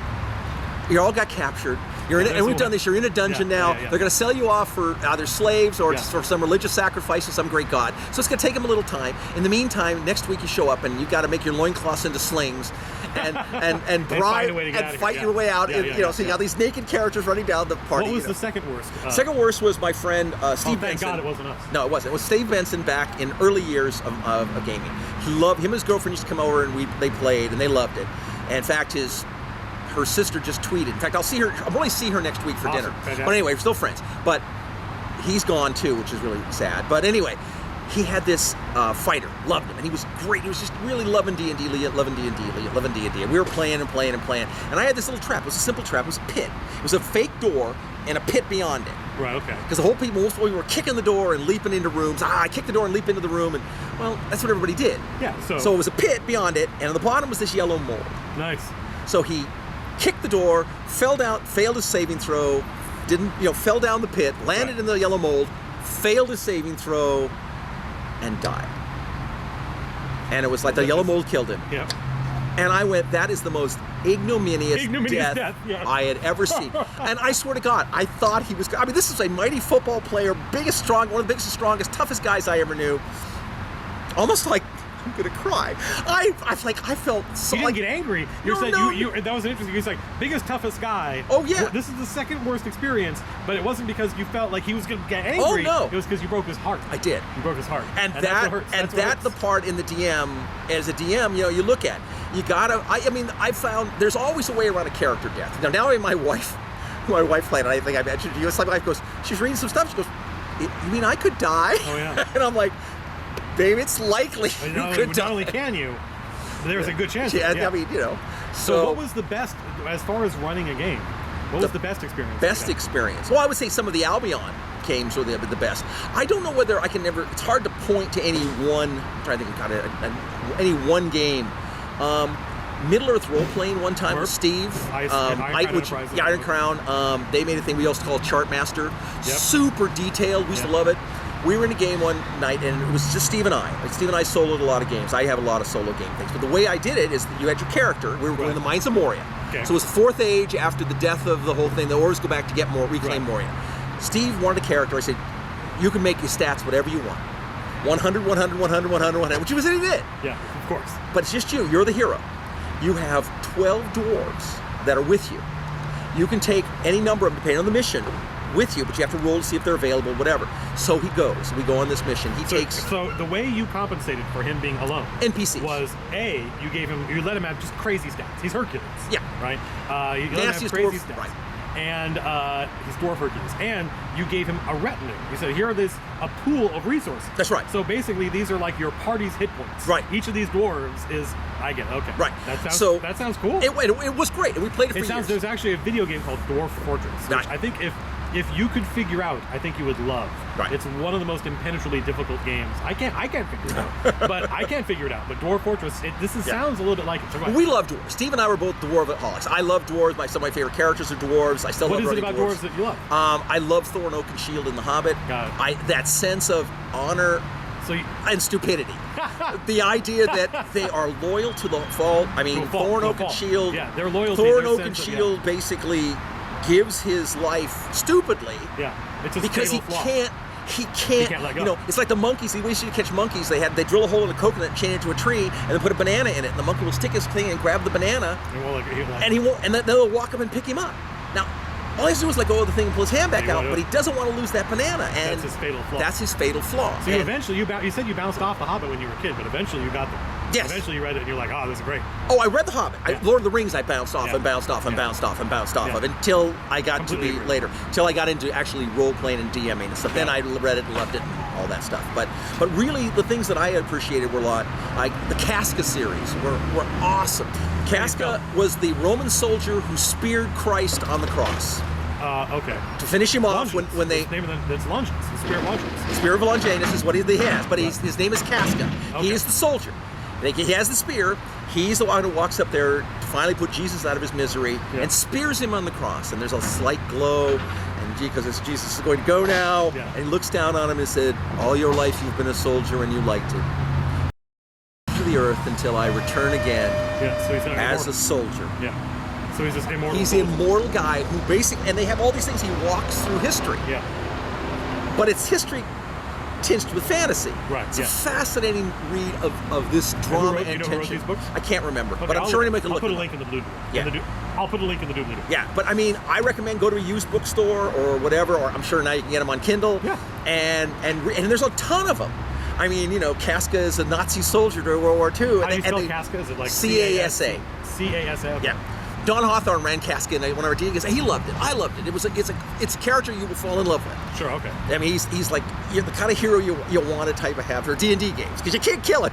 Because he's immortal. You can beat the crap out of him. So for those who don't know, because I don't think I've ever talked about it, what was the Albion? Albion was a folio game made by Ares Magazine, which I think you just pointed out was SPI. SPI. And every month you would get a game with your magazine, and it would have articles about general gaming. Well, this so you got game, a complete game every month. Right. And it was always a different game. Yeah, it was a different game. Yeah. This game was medieval England, but a fantasy medieval England, before the rise of man, before Excalibur and Arthurian lore. Before man is when elves ran the place. When elves ran the place, and the other magical creatures were called Fomorians, which were the bad fairies. The trolls and the ogres and the giants. Now this is very my admittedly foggy memory of this is very like Three Hearts and Three Lions. This is very like the Paul Anderson story of the Matter of England, the Matter of France, and that kind of like. Okay, so go ahead. Kind of. So the thing is that England is controlled by the fairies, except for the portion that the humans have, and then Wales is the dwarves. The Weald. The Weald. Yeah. And then up in half of Ireland are fairies and half of Ireland are Fomorians, and then Scotland is essentially all Fomorian. Right. Well, the Fomorians are tired of the elves because the elves are haughty. The King Oberon is off sailing to the New World with all his superheroes and a bunch of his men. So it's the perfect time to finally crunch the elves. Right. So the Fomorian trolls come rolling over the border, and the elves now can fight. But they don't. Only Albion starts activating. The other elves you have to roll for, because they may not know there's a war, or they may have to try to activate them, or may they want to stay neutral. So there's like a map of England, but only one section of it was Albion. Right. Right. Yeah. Okay. Right. Then there was Cerwyllen, which was one of the fairy elves. Right. Ulster. Ulster, right. And then over in Ireland, I can't remember the two, but basically there's like 5 elven realms. There'll be when I show this, there'll be a map. I'll be awesome. You'll be able to see the map of Albion. And then there's the gnomes of Cerwyllen, and things like that. So dwarves. The dwarves. Well, they're called the gnomes of but Cerwyllen. they were dwarves. They were dwarves. Yeah. Maybe. Whatever. I think they were gnomes. For all the people who are working on Matt's map, they're gnomes. Make Matt put them in the game. Yeah, no, but that harkens back to what I was saying about how like you like that idea of the people in the world. They name the creatures, and they often use different competing names. Fomorians names. were called trolls. Yeah, but they weren't trolls. They weren't trolls. Oh, yeah. They were armored and like giants. Anyway, the battle proceeds, and the way the battle goes, but they're magical items. The elves can run, and people can go gather up magical items, or the trolls can go. So get just the so we're dragons. clear, you are describing playing this board game. Right. Here's the map of Albion, and we're going to each play one faction, and we're trying to roll the elf player's rolling to see if he can recruit his elf heroes. Right. They've sailed away. Right. And who's the other? It's elves versus Fomorians. The trolls. No human player. No. The humans. They got loincloths and clubs. They're not factors. They're like the Picts or something, right? Right. The Fomorians can ally with them. They will get them. So they will activate. There's a Fomorian player. There's an elf player. It's a 2-player game. Right. And you're fighting for control of fantasy Albion. England. Right. But there's a problem, and the great part about the game is you're fighting castles. But if you can destroy a castle. You can raise it to the ground. Right. But the Fomorian players lose, which is both the trolls and all of them, Fomorians and elves both lose. Right. If a certain total number of castles on all sides are destroyed. Oh, so both players can lose. And almost always do. Oh, really? Because you get there and you're like, I can't leave. This is an important castle. I can't leave it for them. Yeah. So I got to destroy it. Yeah. And then, it's like a scorched earth policy. We're saying like you can destroy your own. You can't destroy theirs. You capture the fairy castle. Right. And so you destroy it. You don't destroy your own. Oh, I see. But if the fairies then take one of yours, well, they can destroy it or not. Right. But only you can use it. See, the fairies had these little hidden castles, cairns they were called. Right. So they could use it, but trolls couldn't. They were not usable by trolls. So trolls don't want to leave them on the board. They're like quadrupling the strength of any units in it. So it's like crush. And I don't know, maybe once or twice in all the times Don and I had played it, did it ever become anything but a draw. But both sides. This was a game from the early 80s, I think, right? It was a board game. It was 2 players, Fomorians versus elves fighting over England, and overwhelmingly it would be both players lose. Right, the humans now. So what I ran in my campaign was post-Albion board game. Yeah. The elves and the Fomorians have essentially destroyed each other. It's now the rise of man. The rise of man. So this was a game that we played every week for about 3 years, as I recall. Which means it ranks as one of the longest campaigns that we played in. What was it that made that a success? Do you think? Like, how would you? First of all, I think it was everything you guys knew, but there was a twist to it. Yeah. The idea is you're starting in Hot Hill. You can run whatever you want, but you can't run elves. Right. You can run a half elf, but he's going to be hated. I mean, eventually Craig played enough. But that was in the reboot. That was not a reboot. We were still Craig's character. The elf that negotiated with Finvara. But that's because Lady Halfred, his first character, died. That's right. I did let him. That's right. I let him run one of the. But that's I think because we had already started making progress towards negotiating with the elves. Correct. Yeah. But because the other thing about it is the way the elves are presented, especially when you start out in a human settlement, is the elves are the enemy. Yes. They hate you, and they do hate you. It turns out there was more than one faction of elves, which at first we didn't understand. Right. There was the elves of Gwynedd. Yeah. And then there were the elves they hated you, and they were like the wild elves. Yeah. And they really hated humans. And then there was, and like I remember, we played one of the most memorable D&D experiences I've had was playing the negotiation with the king of the elves, Volsky, who showed up, and we played all night and didn't roll any dice. Right. It was all just diplomacy. And this was at the end of years of playing and warring and ultimately because the trolls had sort of cheated you. They had sort of taken you for granted and figured that they could utilize the humans and not have to help them. So they were kind of, even though they were friends of the humans, because Dave lost that one character when you went down to the capital. Oh yeah. And tried to negotiate with the humans. He lost his cleric. He lost his battle cleric. Yeah. Yeah. So there was it was a game set in the real world, and that's something none of us had ever played before. So I played a character from Atlantis. Right. And Dave worshipped like Odin. Right. It was Saket. His name was Saket. That's right. Saket the Atlantic. I was Saloon. And so the interesting thing about that is Dave is playing a cleric of Thor or Odin. I think it was Odin. And if you go back and look at 1970s D&D, all the gods from the real world were in there. Right. Which was interesting. Like the idea of inventing your own gods. There was a book called Gods and Demigods. One of the I think it was the D&D's fifth and Demigods. D&D's and Demigods expansion, I think, for D&D had all the gods. Yeah. So the idea is make your own mythos. Yeah. If you want to play a Norse god set, or if you want to, play but Hindu. That's not making your own. That's stealing an existing. No, but I mean, I think the idea is they wanted more and more thematic type gaming being played, and I mean, I mostly use the demons, but. So when you first started playing D&D, you didn't have that. People weren't creating their own original gods. Well, there really were no gods in the original D&D.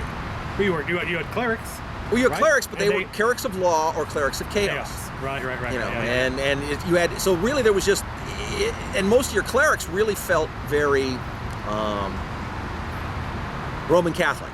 I mean, the miniatures that were available, and the only miniatures that were available usually were monks. Or historical minis from which is funny because one of the gods of Greyhawk, one of the first campaign settings, was Saint Cuthbert, who is a real saint from the real world. Right.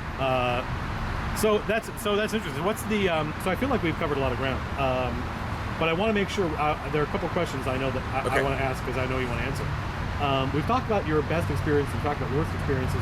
We've talked about good DMs, what makes adventures fun and dramatic and memorable.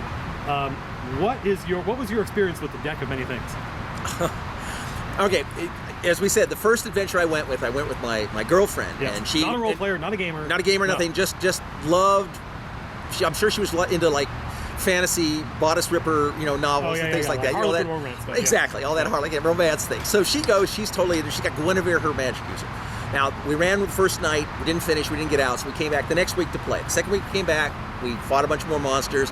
Finally got a bunch of treasure. Hauled it out of the dungeon and got out. And we're giving it out, but it's nothing special. But one thing comes up is this deck of many things. It's this deck of cards, and it's called the deck of many things. I have no idea. So did you know, before you drew, did you know it was the deck of many things?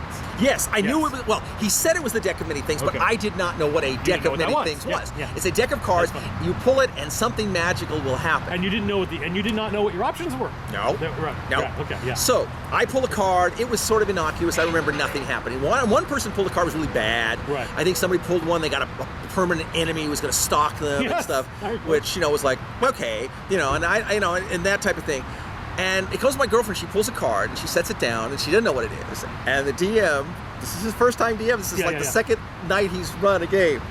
And he's just looking at the chart. He's like, I got the chart. He's like, roll. You roll. This is what it says. Yeah. And she rolls her thing, and it's like, you just got 50,000 XP. Well, I'm like, so what? 2,000 XP makes you second level. 4,000 XP makes you third level, and you can only gain one level in a night. Oh, okay. So if you made a level, no matter how many XP you got, you would go to 3,999, and that's what all you get. Yeah. And I'm thinking, wow, that sucks. But they went and talked to everybody. And they said, well, wait a second. That's the rules for experience in the game. Correct. This is a magical item. So, yes. And because he's saying, look, if you were 5th level and you had gotten it, it makes no sense. No one is going to be able to utilize 50,000 and not blow the rule. The implication is you get a lot of levels. Right. Because if you play by the actual rules of adventuring experience, exactly, this would be a useless... Right. Yeah. So all the DMs now, the 3 DMs that were there, come in to have this little quandary with my girlfriend and all. And it's like, well, no, it's a magical item. They're like, well, yeah, but it's going to be this, and it's going to be that. And then they're like, well, look, it's a and they're all, so they all kind of went, you're right. It's and there was a sense of you play the ball where it lies. That's right. So my girlfriend now has a 7th level wizard, which, as Chuck Alderson sat there for a second and went, she is the highest magic user in Southern California. And I'm looking over and I'm going, so what? And he goes, I don't think, I've been to a bunch of different game groups. None of them I don't think there's a couple 7th level fighters, and I think there's like a 7th level cleric, and he had like a 6th level cleric, and a bunch of guys in the group had 5th. There was definitely this sense of a community of gamers, and Chuck Alderson felt like he knew everyone playing D&D because it was a network. The only way to find out about this was to know one of these people. There were 3 major hobby shops supporting Dungeons and Dragons. Do you remember them? I do. What were the names? Brooker's Hobbies was not one of them. Oh, okay. I was going to say, holy crap. The War House, which still exists, by the way. And if you want an experience... It's a terrible store. That's a terrible store. It is exactly the same as it was in 1975. Yeah. And he has stock. The Guildhall, way better store. Yeah, it is. Yeah. But he's, but it looks like a store from 1975. It still is the same. Yeah. And if you go in there and you talk to Steve Lucky, who owns the place, ask him for a copy of Warlock from 1975. It's an expansion rules that the Caltech players made. Wow. And put out, and he published. And he still has them. I'm sure he'll sell them. Are you serious? I am totally serious. We gotta do it. You should go buy them and have them. We should go buy them and you should have as a giveaway. Yeah. Give them all away. One of the things I love about the Warhouse is how much of a time capsule it is. It is. And there is definitely a chance if you're looking for a game from the 70s or 80s, or a miniature that hasn't been made in 30 years, that it's hanging on the wall up there. Yeah. And if it's for 40 years ago, go in the half price room because it's some horrible piece of junk. So I remember, we're not done with the story about your girlfriend. Go back to it. So, anyway, the following week we go. Now she's been invited to the main game. Yeah. Because she's at the big so boy I table. don't. They're not she's at the grown-up Thanksgiving table. That's right. I'm at the card table. Yeah.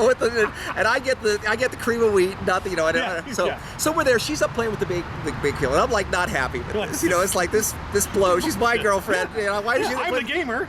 I think they're hitting on my girlfriend. What's going on? So anyhow, so she plays like 2 weeks with that, and we get a phone call, from this woman. She goes, hey, my name is Lee Gold. I come into the military shop. You guys carry my fan magazine, which you didn't call it a fan magazine. No, it's called an APA. It's called APA, right. Amateur Press Association. Exactly. Yeah. So she made this magazine called Alarms and Excursions, which was all articles about Dungeons and Dragons. I think Alarms, by the way, Alarms and Excursions predates D&D. It was a fanzine for like Star Trek fans. It might have been. I did not know. I only knew it from D&D. Yeah. But we were selling Alarms and Excursions is one of the pillars of the origin of Dungeons and Dragons. It's one of the ways that game became known outside of Wisconsin was Alarms and Excursions. Well, somewhere along the line, I had mentioned something about my girlfriend and the fact that she had made 7th level with this deck of many things with somebody. So you didn't know Lee Gold. She calls you out of the blue.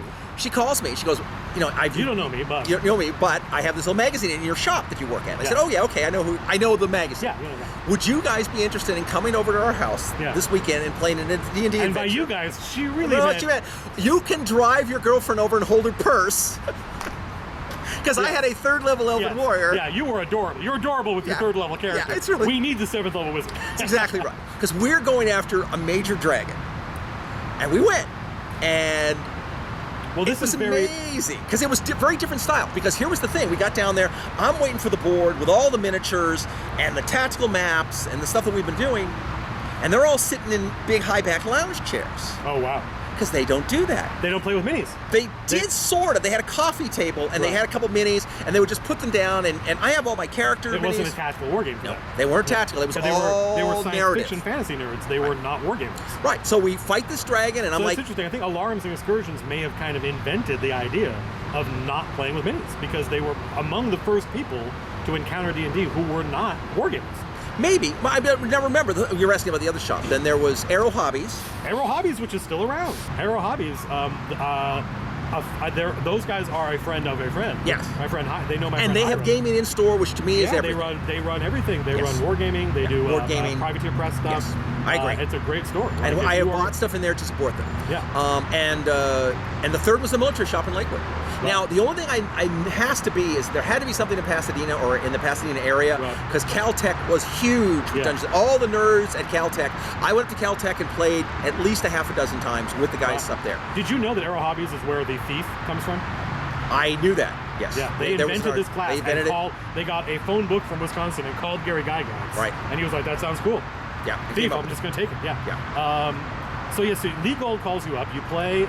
We go in there. We fight the dragons. My girlfriend's nasty 7th level magic user is really effective. We get a bucket of experience. So my 3rd level character becomes 1 point away from 5th level at this point. So good for me. And there were some good magic items given out. And there was all this junk at the end. These, well, nobody wants this +1 sword or this trident of submission or this +1 shield. Guess what I get? I get the trident of submission, the +1 sword, and the shield. Nice. So I'm like, hey, we got some magic. I'm the man. Yeah. I got magic now. And I think my girlfriend got like a staff or a wand or something. It was something big deal. And we went back, and I realized that, even though they played a totally different game than I played, I really had a great time. Yeah. And there wasn't only one right way to do it. Exactly. Yeah. And so as you do, which I think is great, is you steal everything from people you meet and play with, and then rehash it, take all the good stuff, take their junk. How would you characterize the difference between the games you had played in before that and the games you played in with Legal? What was the difference? Well, the lack of miniatures made it something for me that would be a more difficult thing to enjoy as much. Why? Because I am a wargamer first, more than likely, and a role player second. Got it. Where this was flipping that. This is making role now, playing. Right now, the game I'm running for my wife, she doesn't know it. She's the major factor in the game because I'm playing with 3 different groups. Okay. And I'm playing her solitary in some games. I mean, she's come and played with the groups. One of the groups. She hasn't played with your guys yet. Yeah. But she's the main factor everyone's trying to control. Oh, okay. Because she has control of something. I go on. But the bottom line is, most of everything with her is role playing. Right. She could care less and doesn't really want to melee. Because she asked for a character, she wanted a healer, so I generated this healer who basically, is... So she didn't make her own character? No, the first time I made her character for her. I said, what do you want? She told you what she wanted to play. And I made it. And I made her the best healer, more than likely, that would stand in the game right now with that level of thing. I mean, she's super duper at it. She, we were in a big battle last week, and with Donna Maria, and she goes, there wasn't a lot for me to do. And I said, you're right, but you have a bodyguard, you could have used him. And I say, well, yeah, she used him, but it was kind of boring. Yeah. But she said, I didn't get to use any of my spells. And I said, because all your spells save people's lives. Yeah. No one got so bad. She was healing a little bit, but nobody went down. I said, the drama for her hasn't come yet, because she hasn't seen somebody go down, dying, and she can walk up and go and suck them back from death. And, it's like, okay. But she'll come to that. Right, so that is a more role-playing based game. And all her game is role-playing. That's what Lee Gold's game is. Exactly, and she's loving it. Yeah. So I appreciate it, but I later went, years ago with my game group. Where your heart lies. Right, I went to a game group. They were nice people. I played with them. They played with that Lee Gold style. Well, we don't use miniatures and everything else. Yeah. And I'm like, I really like you guys, but not my cup of tea. Yeah, it's just not. I want a game wrong with it. Right. It's just not where your heart lies. Right. Who is the favorite character? Who was your favorite character you ever played? I would guess Rantang. Correct. If I had to, I would have to say Rantang. I mean, come on, he's been my screen name for decades and some things. Yeah. I mean, he was. So when did you play this character?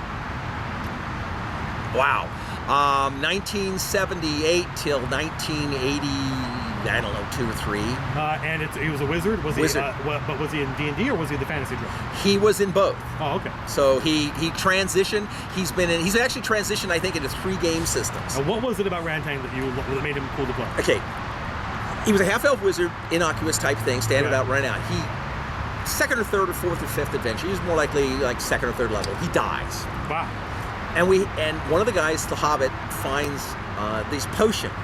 And he decides he's going to test the potions by drinking part of them. And he'll tell him what they are. Well, he drinks one of them, one's a potion of resurrection. And I felt that the game master had felt badly that he had killed my character. So he had thrown this in. But the problem was the Hobbit drank too much of it. So they weren't sure it was going to work. So he gives it to him, and he resurrects it. But he's lost 2 points of intelligence. Oh, wow. So now... He didn't get the full dose. Right. But he had hated hobbits. And this hobbit had drank this potion. But he doesn't remember. Now he doesn't remember he hates hobbits. So now he's kind of this doddering old character. So I play him as this doddering, kind of not so bright, go to the shiny pretty. So I get to role play him in weird ways because he's not all there. Right. He's lost a lot of faculty. So he's kind of gone a little crazy. A little crazy. Rantang the Mad. Yeah. So he keeps getting higher level and higher level and higher level. And we're picking up horrendously powerful magic tomes of great demonology and stuff. But he's still doddering like a crazy little fool. So one of the characters had to like hold his hand and guard him as we went through things. And of course, it would be like some horrible things would happen. We could jump by terrible monsters. They come leaping upon us. He'd go, ooh, that's horrible. Magic, mega hex sleep. This thing would like knock sleep any creature under 10th level. Sleep, yeah. Mass is like, whoa. And then it'd be like, oh, well, that wasn't. And one time, a guy goes, well, we want to bring Rantang into the dungeon with us. And I said, what level is the game? It's like, oh, we're like 6th, 7th level. I said, you don't need Rantang. He's like 18th, 19th level. Wow. And I go, well, we'll get stuff. And I said, you really just want the stuff? He's like, yeah. And I said, I summon 6 invisible stalkers. I send them into the dungeon. What do they come out with? Yeah. And the guy comes out and goes, well, okay, here you go. Yeah, Pile exactly. Well, I said, there you go. I go, okay, I guess that wasn't that much fun. So Rantang was a character you played from first level up. Like, he made it all the way. He made it all the way up, but he was going slowly. He was getting older. He was getting more crazier and more powerful. He needed a minder, and for you, that's where the juice was. It was the combination of his mental faculties going, which is something you invented, something you decided was true. Right, exactly. You could have just kept playing them the way you had. Be like, no, it's more fun to play him with this handicap. That's right. And he's older. He needs a minder, but he's crazy powerful. Right, yeah. So that made we got arrested. Unpredictable. The bad guy the big overall bad guy in the campaign wanted us dead. So we show up at the town, which everyone loved us, and all of a sudden you are under arrest. And here's this whole litany of crimes that they're going to arrest us for. Right. And I'm like, oh my god! And all the death. That's the thing. We're like, we're screwed. We got to go. We got to fight our way out. And the town guard are pouring in. We are the hundreds. I mean, literally. And we're fighting our way out. And it's like, Rantang summons a demon, a major demon, a Balrog, right. Or what the hell's the fire? The Pit Fiend. Oh, yeah, Summons a Pit Fiend. Yeah. It's like, and we're fighting our way through. They're cutting through the wall, and the guys are like, no one can summon a Pit Fiend. It must be an illusion. We've cast the spell to dispel the illusion. No, it's not. It's a Pit Fiend. Yeah, okay. Well, that was your round. I hope you enjoyed it. So we're fighting our way back to the ship. In the meantime, they're trying to get on Rantang's ship, and Rantang had a galley. Nice. It's a trireme galley. So all the guards leap upon and they overwhelm the low-level characters we left to guard the galley. And they open the doors of the galley to kill all the slaves. But Rantang's galley wasn't rowed by slaves. Oh. It was rowed by undead. I knew it. I knew it was going to be undead. And they come down there and all of a sudden all the skeletons turn around and pull off their swords and it's Harryhausen on the deck. Nice. Oh, that's awesome. And it's like, and we get out there and we fly and we're running out and the boats are chasing us. And I'm using I have a Greek fire magical device that shoots flame. And we have, and it was literally, we had this running game, miniature battle. We were playing trireme, and I mean, there was a monumental things of mixing, different games together. And the whole campaign just went on and on and on. But this character was always just archetypal, Now, there were other characters I loved as much. Some I would have maybe loved more, but the game never went long enough. Oh, sure, yeah. So you have played, this is something that the people who watch my channel, so I do this YouTube thing. I think I've seen it. And people watching it have no real understanding of what I'm like as a dungeon master because all they get is the stories I tell on the channel. Do you want me to dash their... Yeah, I do. I want, they're eventually going to see me, and hopefully soon, they're going to see me running the game. Oh. What is your impression of me as a DM, and what would surprise these people to learn? Like, what would these people who watch the channel who are like, wow, Matt's one of the best. Well, Matt is the best DM, and no, but I will tell you why, because it's the same reason that I have been called by at least 6 or 7 people the best DM they've ever won. You were the best one I played with. But if they played with me and people who've played with me who do not know me, they're going to think, what's special about this? There's nothing there. I'll run a game. They'll be, hey, thank you very much for my XP, and they'll want. I mean, it's interesting you say that because it actually took 3 or 4 games before you hit a home run with our group, and then we played every week for 3 years. Right. Like you tried a couple of things that with a different group, I'm sure would have been a hit. Or a group that I had already played with. Correct, but with us, you guys, it was like fail. But then you came up with something and you knocked it out of the park. And it's like amazing. I mean, you're first of all doing something right now which is monumental. I mean, pulling the screen back and allowing people who don't understand to play. And I've seen some of your responses, like, I want my kids to play. I want to be able to run that, but I've never felt confident. Yeah. Because it seems daunting, but I will tell you, I mean, it's not daunting. What's the worst experience you've had at my table? Where you were like, this is bullshit. I did not have fun. Wow. It's a tricky question because we tend to talk it out. We tend to this was bad, this was good. We inflate this and forget that. Like in our memories, we don't like remembering bad things. I don't know if I would say, I mean, it's hard to have a bad experience. I think that sometimes the experience I have had would be bad in the sake that I think you cobbled, or you weren't really prepared, or really I think most of the time I'm just tired, I'm not in the mood. I mean, there's a thing in the worst experience I've had with this gaming group is the fact that most of the campaigns have not lasted a longer period of time. Right. Because what happens is there's a level of burnout. And I would say to the people, especially the people who worked on your Calabromat, most successful thing I've ever done in D&D was when we were playing Fantasy Trip, not D&D, but it'll work in D&D too.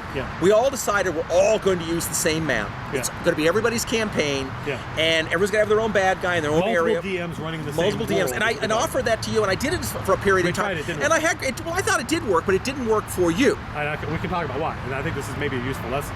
I can't play in a world I created. Right. But Jordy, do you remember Jordy? Yes. Do you remember Jordy's Suicide Squad game? I remember that. Yes. Do you remember your character in The Condemned?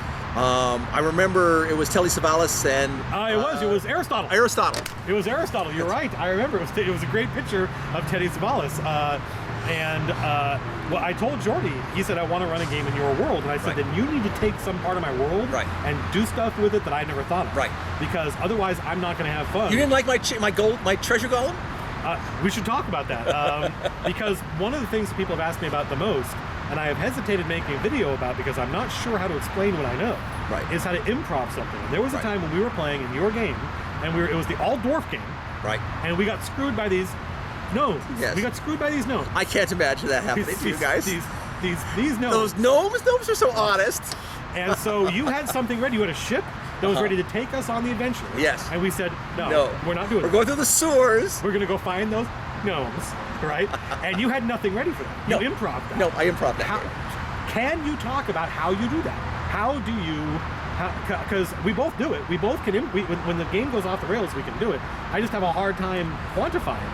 Well, again, we sort of talked about it a little earlier with the idea of it's time. I mean, it's the fact that I've done it so often.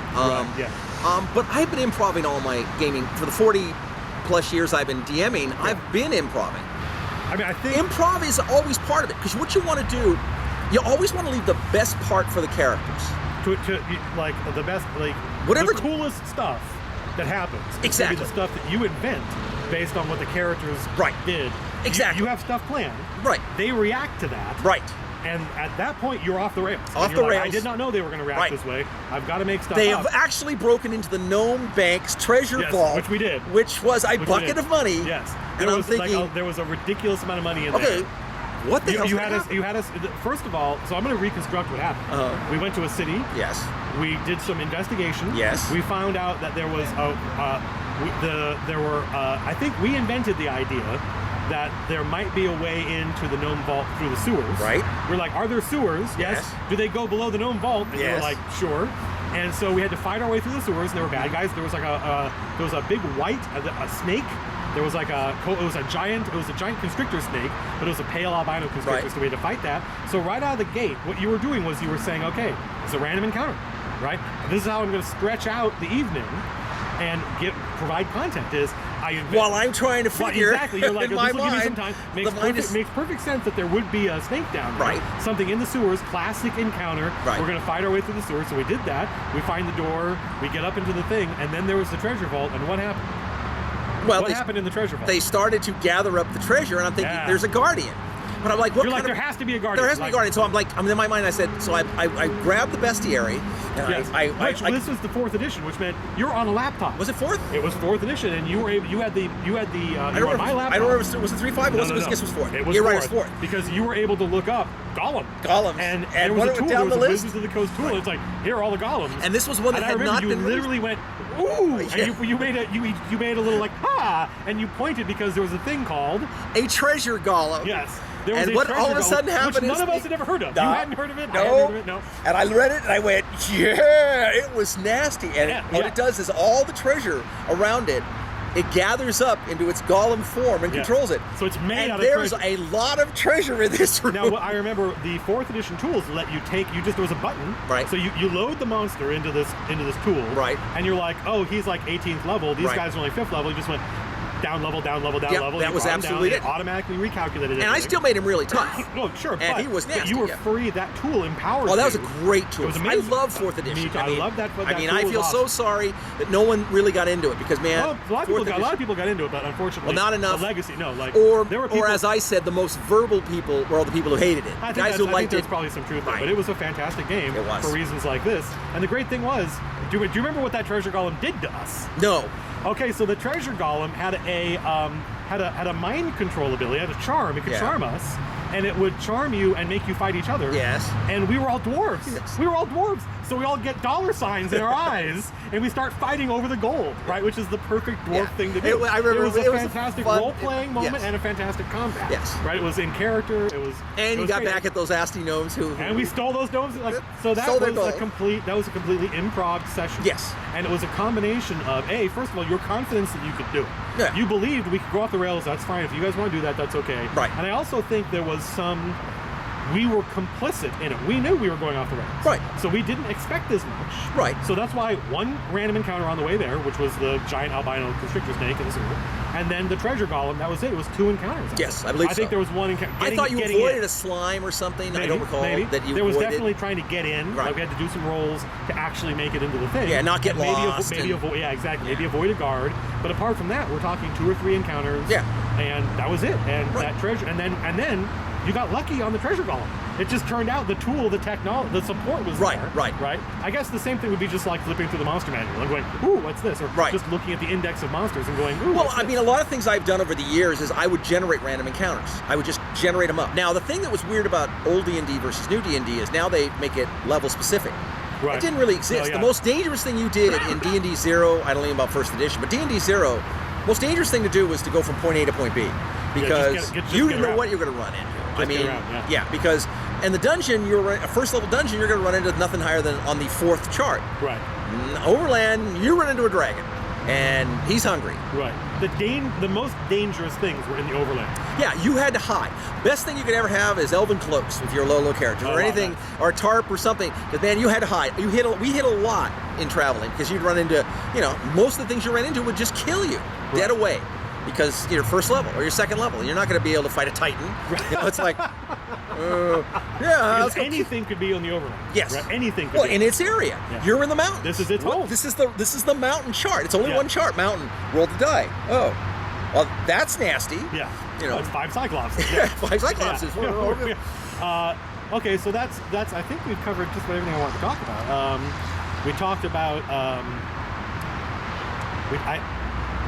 You didn't really have an answer to the question of what's the most unpleasant experience with me as a DM. I think really only being tired. I mean, I think not having where it was obviously that you're kind of walking through the motions, right? Yeah. And it's like the people seeing you. It's like I think you're going to watch Matt. He's going to run his game, and everyone's going to be disappointed. Yeah. Because Critical Role. I cannot wait. Yeah. Critical Role. That's a bad example. Yeah. And I love those guys. I do too. But they're not playing a D&D campaign. Oh, really? What are they doing? Well. Looks Maybe like they are. Looks like D&D. It looks like it, but they're voice actors, so they're putting all the energy into it. I assume it's not scripted. No. But I guarantee you it's not right. scripted. And I understood that when the one girl that got hit by this one monster and nearly died. She says, "I turn into a hawk and I fly away." And I'm like, "Yeah, that is D&D." Get the hell out of here.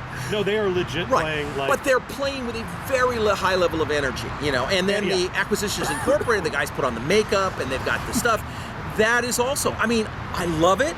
It's great. If there's a chart of what they're doing is well, we could do it, but do you want to do it? Well, but here's the thing. I don't think we're like we're not voice actors, so we're not gonna. I mean, some of the guys are doing some of the voice work. It's great. Yeah, and they've been doing all the people on that show.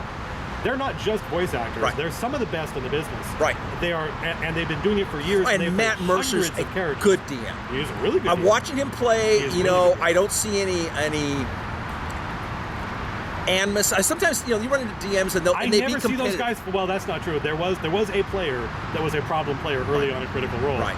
But apart from that one guy, right, I have never seen them fight. We fight all the time. Right. That's something people watching this would not expect. We bicker. We dicker. We fight with each other. We get angry. Not me. Yes. We do it all the time. We do it all the time. We snipe at each other, right? And I think it's because you know each other from your high school. It is. I think that is a big part of it. I'm fortunately all above that, so I don't actually snipe with any of these guys. I am a river to my people. No, in fact, that's where I got. You're the person I got that from. You're the person I got that from. You are. I stole it from someone else. You stole it from. Well, you got it from Lawrence of Arabia. Yeah, that's great. Which is now my favorite movie. So. Yeah, I think that's one of the things about Critical Role. Apart from, it's funny because apart from we talk about it because it's the most popular face of D&D right now. Apart from the fact that all saddens me to some extent. Why? Because I really feel that if you're watching this especially after watching Matt's episodes, if you got 4 hours to put together, call your friends and play Dungeons & Dragons. Go play, yeah. I mean, these guys are good, and you can watch it, and you say, I like it, or whatever. That's great. Go play. But don't watch somebody else do it. Right, don't play it, because, the good news you're going to have that's the a false greatest dichotomy. You can do both. Right. I agree. think a lot of people who watch or doing it because they're not Yeah. going out and finding a group. Because I will say one thing, other thing about it, and my mom, as I said, would disparage my D&D. Yeah. But 40 years later, almost all of my best friends that I spend time with, that I'm with all the they have saved my life, have done tremendous things, and I'm still friends with, are ones that I've met playing fantasy role playing. Yeah. And we're not talking about the friendships you've made for life. Right. About a month ago, I played in a game with one of my other game groups, and the person running the game is a president of a Fortune 600 company. So this is not a poor man's hobby or a one-time off. No. This is something you fall in love with. You fall in love with a lot of the people you play with. Yeah. And this will become something that you'll be old like me very quickly because I've had so much fun playing all these years. And you're going to have friends around you, right, and so all this greatness is going to be with you. If you're watching Critical Role and you're not playing, there's a problem. That's right. Like you're missing out. Right. Like you can do both. Right. Like exactly. Go play. You should start right now. All you need is a Thorpe. Yeah, a tiny town. Tiny town of 6 people. It dreams of and being the little Hamlet. kid who wants you to save his pig. Yeah. And you go paint yourself 8, or go even get the plastics, or go on eBay and buy some. Get M&Ms. Get a bunch of M&Ms if you have to. Wait, I have a tick. Look, I know, yeah. Like, but I mean, you're one of the people that taught me that unpainted lead is embarrassing. It is embarrassing. You should paint your minis. Even if you dip it. Now, Craig was okay. Craig, as I said, the dip looks good. Dip looks good. It looks okay. But here's your deal: a bunch of little kobolds, with. Well, the good news is this is something you kind of taught me, was that like there are a lot of weird monsters in D&D that you're never going to find a mini for.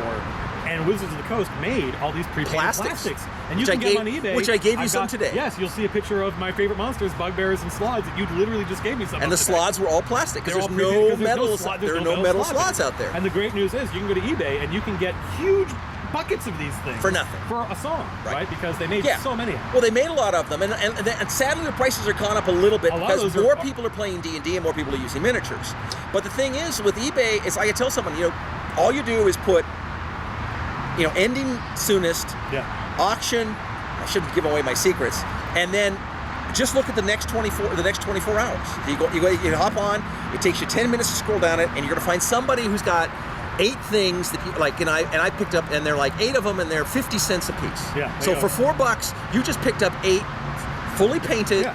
Beasties, like I had these woodworks. They're not as good as. They're not as good as lead mini of this, but they're not bad. No, but the thing is, they're good enough for monsters, especially because the thing is like. And good enough is they're as good as what maybe 60, 50, or 40, or 50% of the people actually paint miniatures would paint them. Yeah. I mean, I have a Golden Demon Painting Award. Correct. You're one of the best. Yeah. But.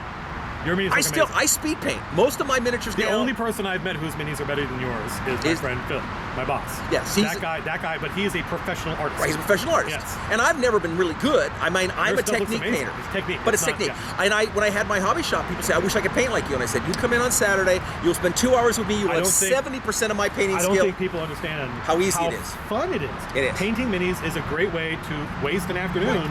Right. You put a movie on, you put music on, and you paint, and it's meditative. All the serotonin floods out of your head. Yeah. It's like taking Xanax. Yeah, I feel so much more relaxed. Yeah. And at the end of that process, you got some painted minis. Well, here's the other thing too. With like Matt says, you go on eBay, or like I say, you buy your figs, or you buy them from somebody else, or you pick them up because you go to a hobby shop and somebody's unloading an army, and they're willing to sell it to you for 1/3 of lead cost. 1/3 of no lead anymore. But correct, yeah. But you pick up stuff up for nothing, and you then go on eBay, sell the stuff you don't want. Yeah. In the meantime, you accumulate. Because I saw people, I don't have much money. doesn't take much money. No, it doesn't take much. Because the thing is, you buy something like this, just be patient. That's the thing is get whatever it takes to get you started. Right.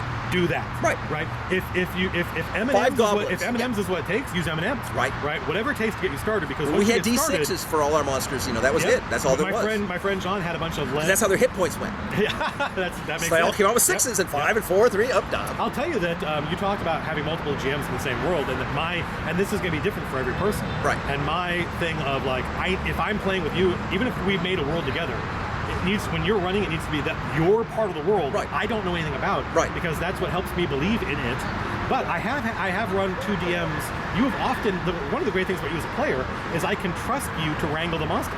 Okay. I can be behind the screen and be looking behind the screen and go, okay, Jim, could you manage? Well, you mentioned something today on your thing about Go getting captured, and if I remember right, it was me who captured her. It was you who captured Lara. My undead ogre. You looked at the stats of the ogre, and he had that feat that let him squeeze into small places, and you're like, oh, I'm using this. And you just went, Rob, and you reached out and grabbed Lara, and you fucked off. Yeah. And everyone's like, what is happening, right? Yeah. And I have improved upon that process in one way, and that is when my friend Lars was doing the same thing. He was helping me. Right. Lars is he's a brand new player. He has some ambitions to run a game. I took a 6-sided die behind the screen, and I explained to him, I said, this is the threat die. Right. If it's at 6, I want you to do everything you can. Lars, even though he's not a miniature wargamer, right, he is a tactical video game. Right. He plays tactical video games, right? And so he is great at challenging the players with minis.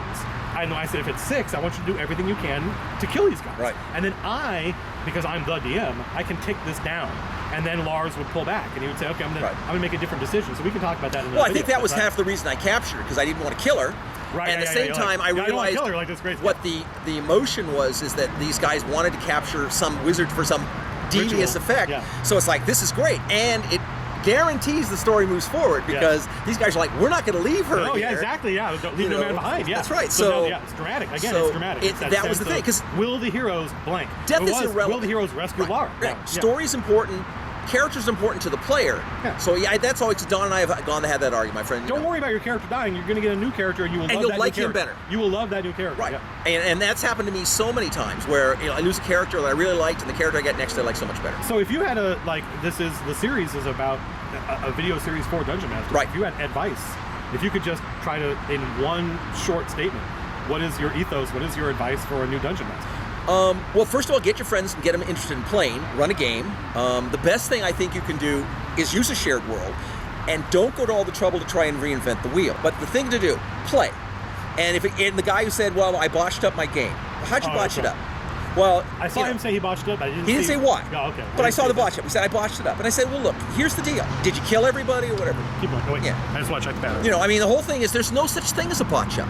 Okay. What a botch up is like asking a girl out and her says no. Well, okay, maybe she's not going to go out with you again, but you can ask her again and maybe next time. And there are other girls. Right, and there's another girl. Yeah, I mean, the whole point is come up with a new concept. It's like, oh, yeah, I killed everybody. Or, I mean, I can't think what a botch up is other than you wiped out the party. Yeah. It's the only thing I can think of. Yeah. In which case, steal my idea. They all wake up, because if they want to keep those same captured, they're all captured. Yeah. And all they got is they are able, 2 months have passed, and they wormed a way out, and then fight their way out of a little dungeon, with just utensils that they can make out of spoons and not, and whatever they can gather on the way. And, there was something else. There was one last thing I wanted to ask. We're almost out of battery. But the idea is play. That's going to be the major room. Just get started. Don't. Whatever it takes to get you going. Play the living game. Come down to a hobby shop that's playing the living D&D game and play. Yeah, learn the rules. Learn how the creatures play. Learn how the people play, and watch how the other game masters play. You don't use a DM screen. No. Why not? Well, I don't usually have a reason to know it unless I needed the rules. I've had a DM screen, but I keep it off the side. Plus, if you notice, I don't play on the end of the table or behind on a separate table. You don't. No, I play in the middle of the table where everybody is. I run a miniature-based game. Right. I also use dungeon tiles, other you want gaming to be close to the, I want to be in the action. Plus, I don't need to hide the stuff from the players. What does that mean? I'm not going to give you this is where you and I might disagree a bit. Oh, we do. But that's okay. I don't cheese rolls out. I mean, if I roll a die and it's in front of you and I rolled a 20 and you just got hit by a dragon and I criticaled you, sorry, adios muchacho. Time for you to generate a new character. It's interesting we talked about this now, because I think I understand it better. Right. Because I've been in scenarios where we died because you didn't fudge. it's not that we didn't die because you didn't fudge the roll. Right. We died because you did not know that 4 specters in this game at this level was going to be fucking crazy. I could argue that point. We've had the conversation. Yeah. Afterwards, you were like, I did not really know. No, I didn't think they would be that tough, and I thought you would all go at them at once, and it didn't. But I think that was, I don't know if that was the so demo. you had a setup. It was 3rd edition.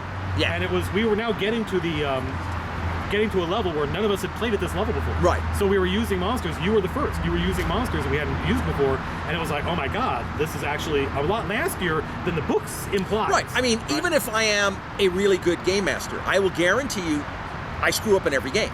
But you don't feel as though, like, okay, I thought these 4 specters would be challenged, but for various reasons, including the players behaving in an unexpected way, it turned into a lethal challenge. Yes. You don't feel like that's that big a deal because who cares? Just make new characters. Yes, and that is a failing of mine. It is without a doubt a failing of mine, because I often It leads to heartbreak. It leads to the tear running down Steve Benson's face when I killed his warrior when he fell into the yellow mold. Right, you're like, oh, and now I feel bad because I broke your... I didn't feel bad because you died. Characters die all the time. I feel bad because in this one instance, your character's death broke your heart, led to the end of the campaign. Yes, and as I have aged, and now that I have become the Obi-Wan Kenobi of Game Masters, I understand a lot that you can do things. I mean, there's always an out.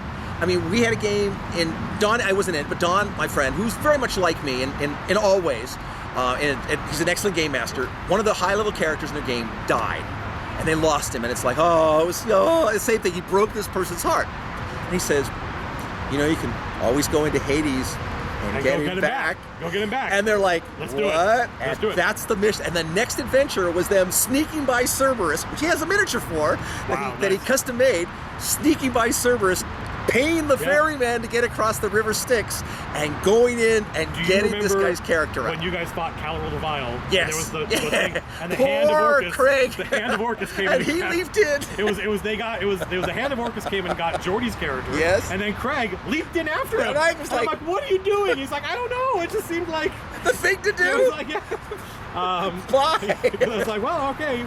I did not follow. Your next character. Yeah, did not follow. Well, Jim, I really appreciate you doing this. I think this was. I hope the video turns out well. Yeah. Well, I'm very pleased with what you're doing, and I've already told you, I'm very. Well, I mean, and I think old Steve would be very pleased at what you're doing, and happy to see it. Rest in peace. Steve was one of the best, one of the most fun times I had playing D&D was playing with Steve. And it was always sad because you guys only saw half of Steve. I know. So that was why I loved playing World of Warcraft, because we got the text.